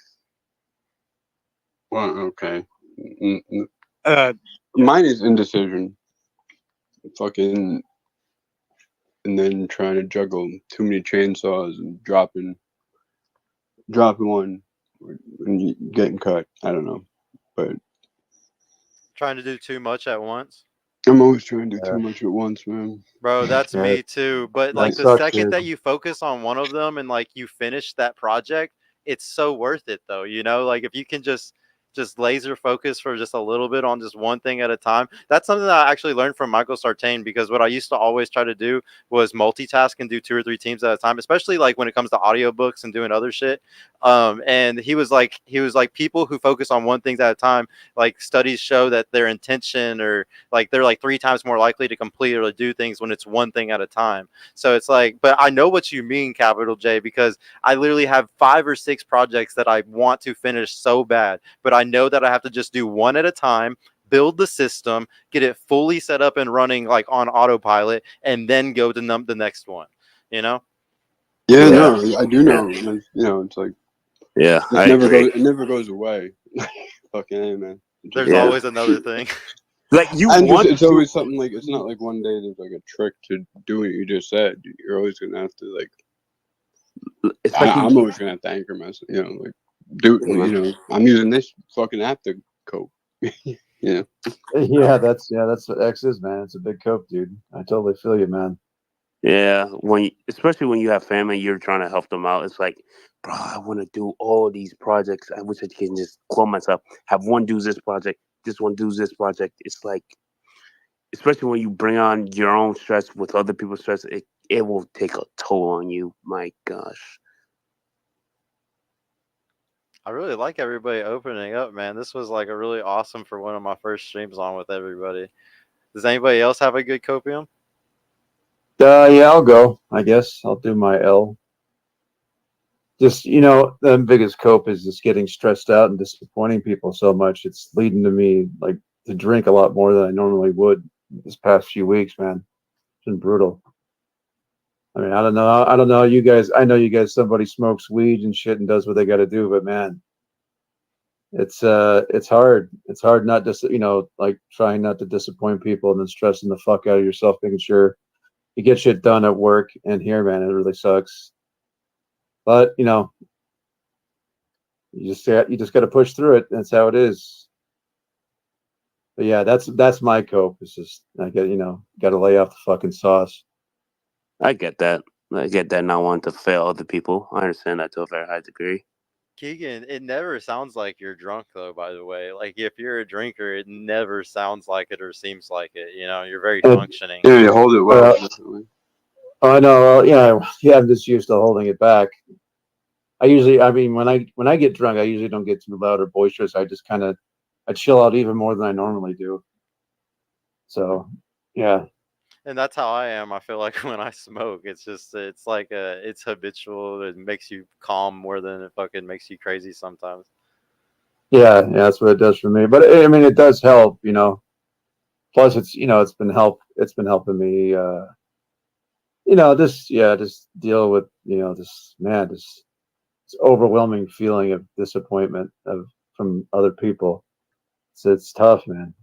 Bro, I want you to know that like that is like I feel like a lot of men today go through like that type of disappointment because society, like everybody knows this about the patriarchy and all, and like all this it's misogynistic to think that like guys are supposed to pay, but like it's like we have that pressure on us, even if like we don't have people telling us to do it. It's like there's an underlining thing that says that we have this responsibility. Even with like my daughter, like a lot of y'all know, like I have a kid and like I'm not with the my baby mama. Like she's married now and she's moving a little kind of far away, and like it sucks. Like sometimes I feel like a failure as a guy. Like, oh, I was supposed to keep my family together. I was I should be with my daughter more, and like a lot of us beat ourselves up over these things, and it's not going to do anything by beating ourselves up over it. The thing that fixes it is just actually putting action in and spending more time with those people, or just being better. Like your drinking habit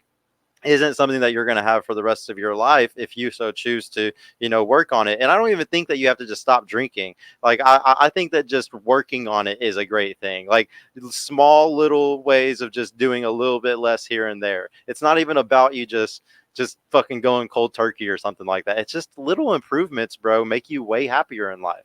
And it doesn't matter what direction you go in it, like whatever you're trying to improve in. Yeah, I agree. I'm working on backing it off some, but yeah, I mean, yeah, I gotta approach it more in moderation and trying to go overboard. It's just not, it's just not good. It's not good. It's not healthy, and it's just not good overall. Drinking's one that scares me, man, because like my stepdad's an alcoholic and he mostly raised me, and I feel bad because I know his body's not gonna last, as long as like I wish he could stay alive for. And that's what it's about, when it comes to drinking, in my opinion, is just living longer, because alcohol can kind of fuck your body up over time if you drink too much. Yeah, totally. I agree. But yeah, that's my cope. So No, that was a good one, bro. Does anybody else have one? I'm glad you're not drinking alone though, Keegan. I'm glad you're like coming here. That's what late night for, bro. We got your back, man. Yeah, man. Yeah, Those grandfather. those long spaces, man. They drive you to drink. Yeah, I don't want people to go down what my grandfather went through. So yeah, I hope it gets better, man. all I can do is lighten the mood if that's where we want to go. Go for it, man. If everybody's done, let's do the fun stuff now. Please, I hate opening up. I need a mood upper. Yeah, my big cope these days is I really want to see right side naked. I have this attraction to intelligent women. Oh, this really fast. Jesus, man. And I have no idea what she looks like, no clue. But that's my big cope these days. I would love to see that. All right, I guess right side's gonna start an OnlyFans soon. Please, guys. Val, that's another speed date we gotta do then. Right side, do you know how much money you'd be making right now? That would have been a perfect April Fool's Day joke, right side? You starting an You missed out. You should have said something. Yeah, you missed it. It's still April 1st. There's still I time. haven't made a video in a while because I'm unfortunately in the. That's true. You have here you have 3 minutes, but I think where you are, you might have more time. Dude, right side, like honestly, what you should do is do the OnlyFans thing, and just as a joke, because people are doing this right now, you just literally have clothes on and you read like your stupid books, and you like read into the camera, and like literally, there will be some guys that will pay $5 or $10 a month for you to read books to them. Because honestly, like, how is that different from an audiobook? Let's be real here. How is that any different from an audiobook, except that it's from somebody that you like or something? So I don't see why you shouldn't do something like that, and just be fully clothed. You don't have to be you don't have to be lewd. I mean, not fully clothed, but whatever floats your Well, I boat. can do that on here anyways. I don't want her to get You that could back probably kind set of. up an Here's what I OnlyFans need. where people will pay to watch you sit on spaces. I need one of you web developers to shit. develop Yeah, a I'm gonna need them website to. called. I'm gonna need them to get that tip thing set up. No, right. I'm Yeah, gonna you- need you web developer people to develop a site called Only Stands, and it's so OnlyFans girls can rate the guys who give them money. And Right. so your whole thing will be like you're trying to get the OnlyFans girls to use your page, but just to rate the stands. Oh yeah, dude. But right side, don't you have the subscriber button? Like people can just do it in your account. Do Yeah, the I tip do. jar. Do the fucking tip jar too. Yeah, I make decent money on here. But obviously I kind of shit post a lot, and then like I don't care. Like I offend a lot of people of all sides of the political spectrum. So that's not the greatest. Clearly, you turn some of them on too, though. I'm just saying, just to like optimize. If you could just get paid for sitting doing what you're doing anyway, like do that. Hey. Like, don't cut into like your diamond sales. Well, or like anything. you can Yeah, funnel you people could to use it for fucking seed money to start a new business or something. You know, just an idea. It's not I hard to really want funnel. them to do the multiple video streams on here. That'd be cool. Oh yeah, that's yeah. gonna be dope You when need they to do do that. Yeah. But no, like right side, it's really not hard for you to funnel people to the subscribers by having something cool on the gatekeep, like on the other side of the gatekeep. So if you said that they like you have videos of you reading certain books or certain excerpts from something, like you could say, hey, make sure to subscribe and you can get access to this. I know it sounds really corny and like shitty to have to try to sell something like that, but I mean, you can do it without the OnlyFans, like you said. But you really should focus on stuff like that, because I told you that when I did the interview with you. You have the ability to grow. You have a really good talent. You just have to like market yourself a little bit better and use a few little sales tactics, because once you get some extra money in the door, you can start spending money to like actually push yourself out there a little bit. Yeah, the thing is, it's also You kind of finish your like credit load. I've also been I'm taking 22 credit hours, but I'm also like kind of in the back of my mind, I don't really want to get big because I'm a little worried about the job. Because, for example, if one of my firm's clients like was to look up my name, and a bunch of fucking like dweeby political videos showed up, that wouldn't be good. Yeah, I mean, I think that you can kind of do it, not faceless because you already face exposed, but just kind of faceless like you already do, and you might still be able to get away with just like how you're doing. Just don't put your face on your account and never say your real name. I'm hoping, like, why I've kind of been like pumping the brakes is I kind of want like a slow growth until like I can get like my job started in the fall, and like so I don't like nuke myself before I start. Yeah, you don't want to shoot yourself in the foot Juice with worth. That's a smart idea. too many Yeah, eyes it on was you. a smart idea. Just gotta wait a couple more months, see how that fucking plays out. You just need Jordan Peterson to retweet one thing, and you're good. You know. No, Yeah, well, what I was dude, gonna you got- do is I was gonna like when I was ready to do something like that, like I guess nuke myself for real. I would ask him for like an interview or something, because he follows me, so I could DM him. But I haven't done it because I've been waiting for the opportune moments. get the lay of the land at your firm, and then go from there.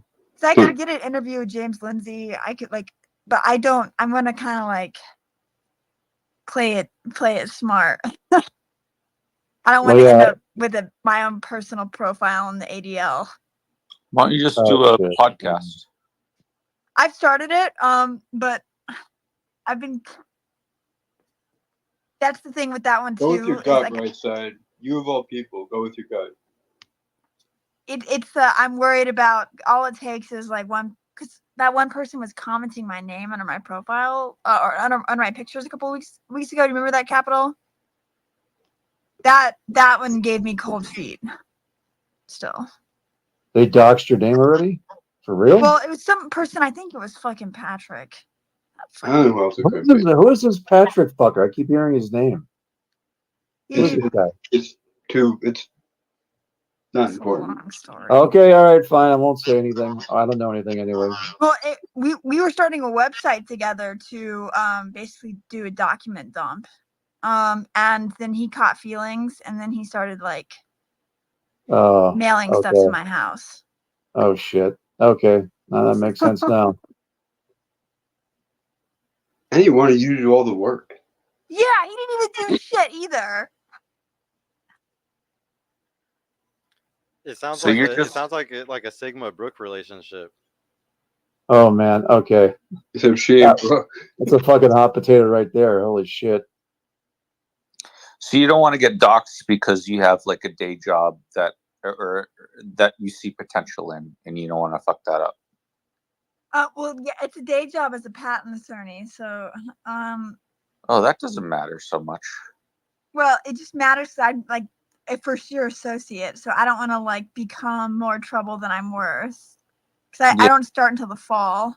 Because I graduate this spring.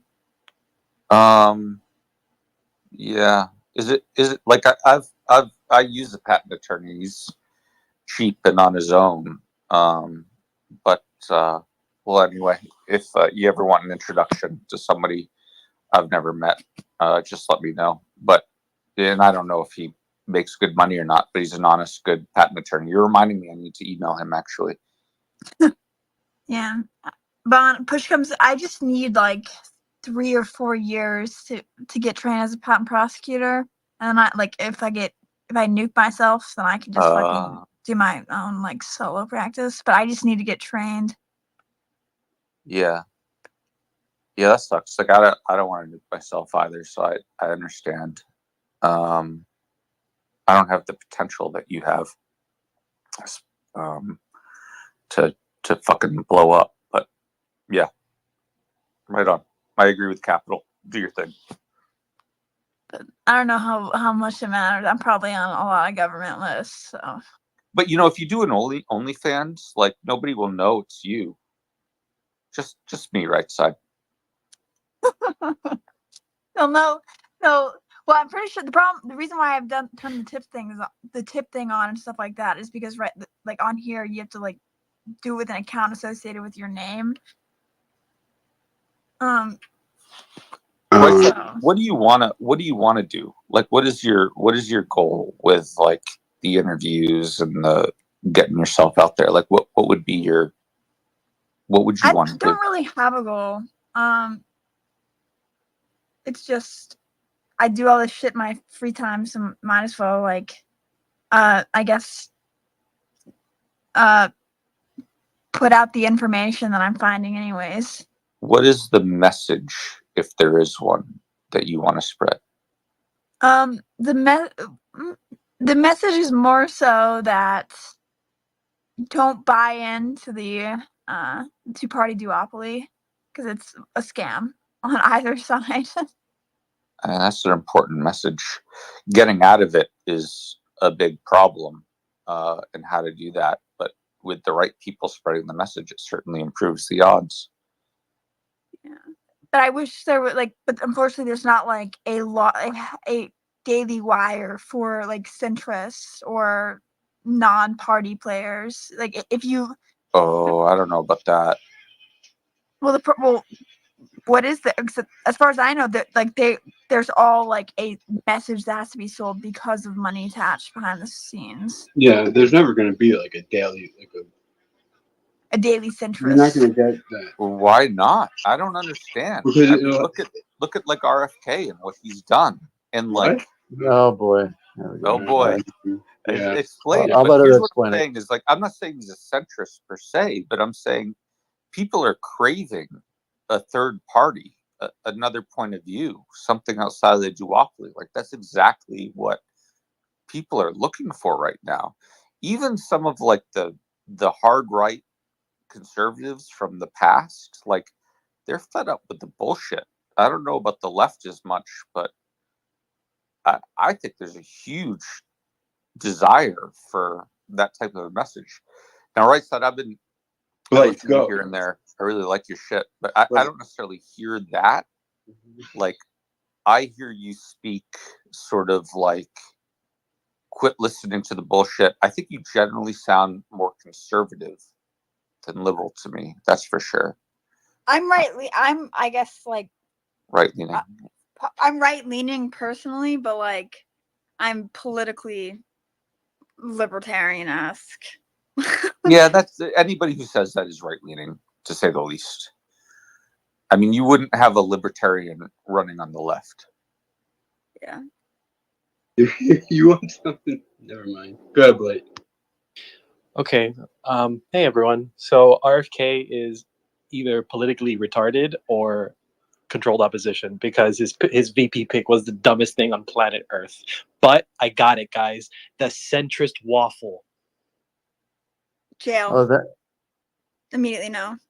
What? What are you talking about? there's always there's already a Waffle Palace thing, I think, though. Oh, That's already made. Exactly. We're expanding the waffle with the centrist waffle. It's perfect. It's better than a daily waffle. Like heterodox, but like not heterodox. If that makes sense. Yes, it totally makes sense. I see it in my mind's eye. Like I'm not like I sound sarcastic, but I promise I'm not. What's a heterodox? Like Not gay. not orthodox, like not within the orthodoxy, outside of on the fringes. Or an alternative option. But not the traditional fringe, the alternative fringe. Are we talking about Orthodox Christianity? No. I think we're still talking Heterodox. We're talking about like a title of a podcast. Heterosexual and docs. Yeah, RFK doesn't have a shot. Never did. He's trying to make a point. It's okay. It's okay. There's the argument he's trying to steal votes from Biden. Who knows?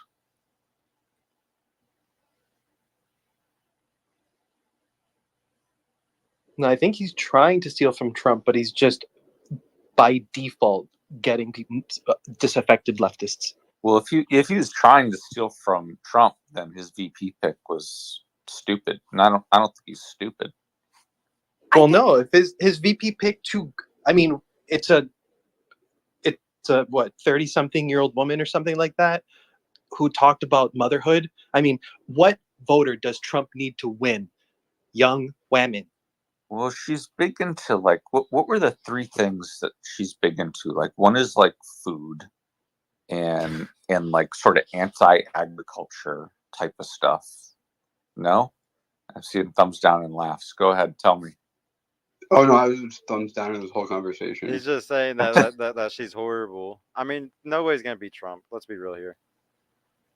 Yeah, I mean, the whole thing's kind of just a big fucking meme at this point. I mean, I don't know anybody who's really. Which is kind of like I think kind of like what would confuse whatever message I wanted to get across is like I don't actually believe in the system. Like I don't believe it can be fixed, and so I think part of it is like a black pill, but a white pill. Like, hey, it's fucked. Stop worrying about it. But also, like, you don't have to worry about it because, like, there's like how the I guess your economic. Obviously, everyone needs to eat, but like the commercialization, the consumer culture is kind of like rotted everyone's brains. And Well, right side. What was That's white pill the point about that I any would of what make. you just said? Dude, no, I understand how it's white pilled. I It's a can't. great pill. It's a I great pill. can't I explain would it. just call the show because the white FAFO. pill is that you don't have to buy into like I guess the secular or the popular value system, which is like hoes, bitches, money, and like some arbitrary threshold for like success or happiness. Which is what people ultimately what's being sacrificed with like I guess economic downturns and recessions is the ability to afford a car payment on your like new 2022 Ford whatever. And it's ultimately like all goofy and silly. And like go look at like the trends on Instagram and Pinterest. It's people trying to figure out how to afford or to budget a wedding that looks like $100,000 wedding. It's so fucking stupid and mean. It's so fucking dumb. Right side, you want to red pill people. I know you said white pill, but you want to red pill people, convince them or show them that they are the problem with politics. It's not the politicians. We vote these fucking assholes in over and over and over again. We don't ask for results. They just tell us what we want to hear, what a subset of us want to hear over and over again.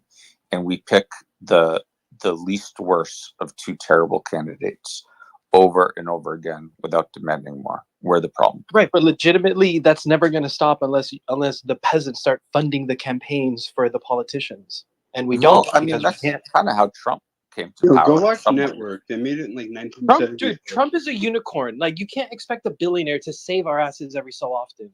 And look at what they're doing to him. I don't think anyone besides like Vivek Ramaswamy is going to stand up with their money and risk losing it all.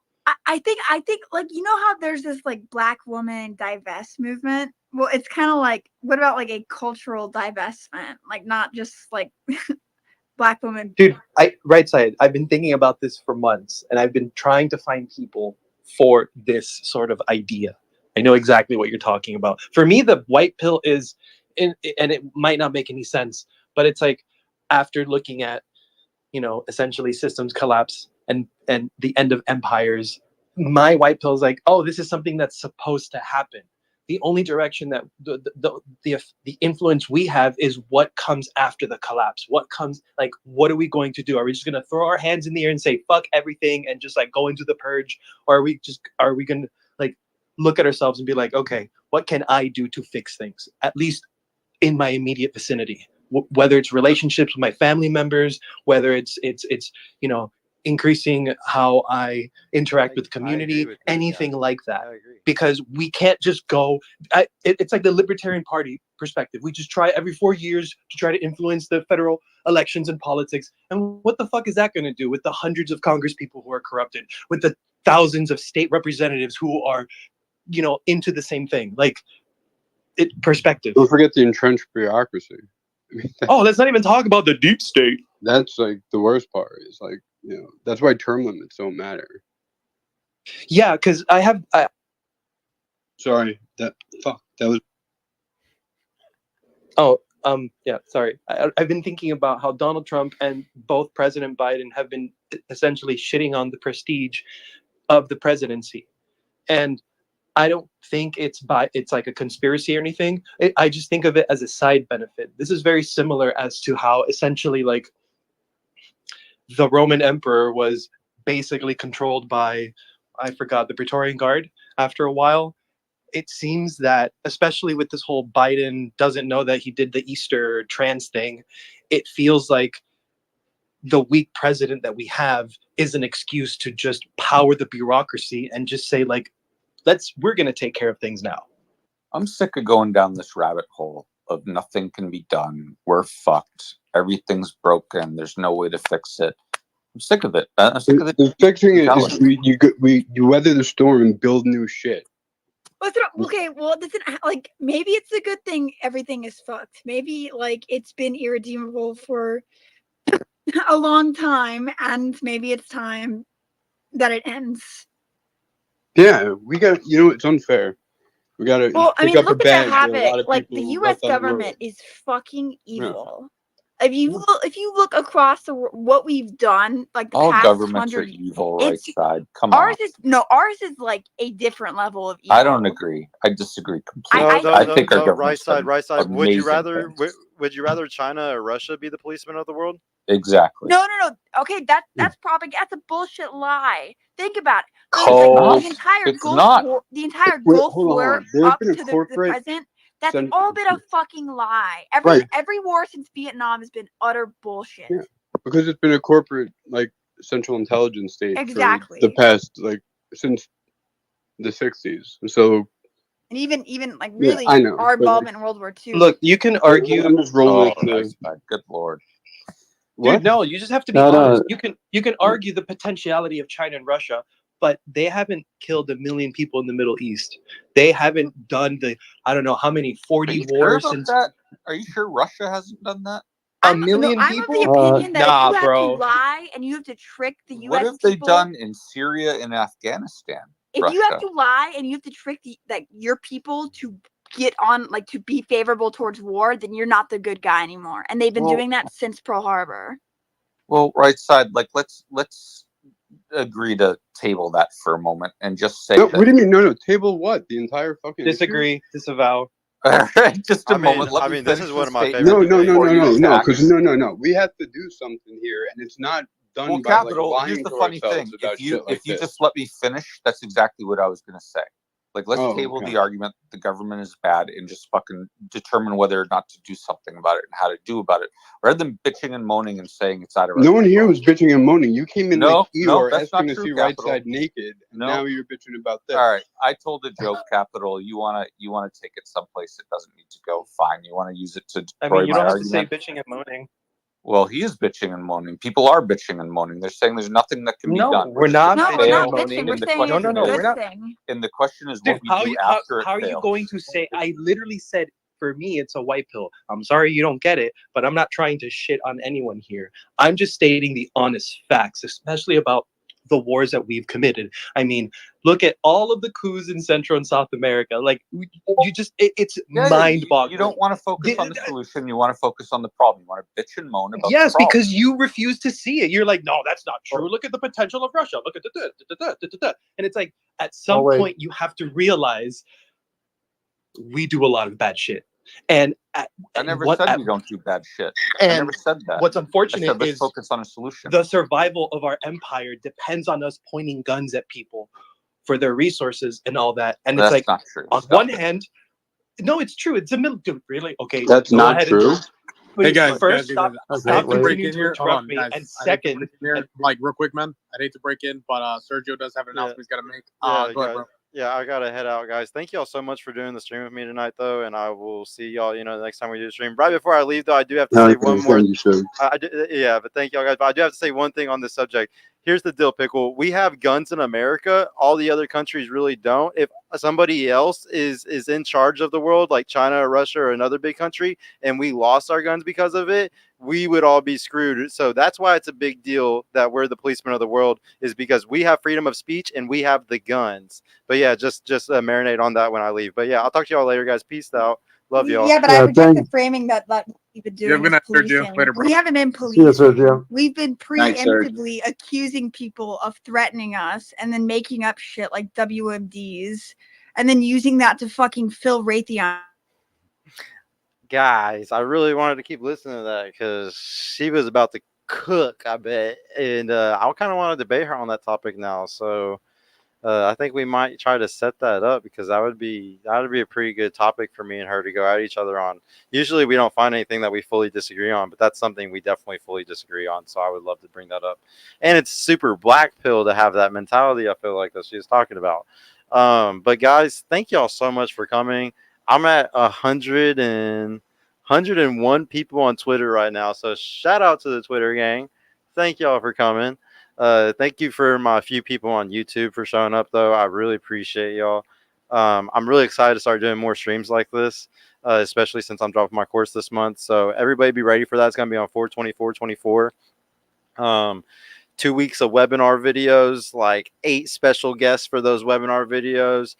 You get a free call with me, 7 courses on jobs, 7 courses on side jobs, and 7 courses on hobbies, all to build a social circle and get women around you. This is something I've been really excited about, guys. So please, please, please be prepared for that. I'm dropping it for only $100. It's only going to be open for a week, and you got to sign up by the end of the month or else you miss out. I'll probably do them every month or two, so you'll be able to sign up for another one if you don't miss this first one on 4/24.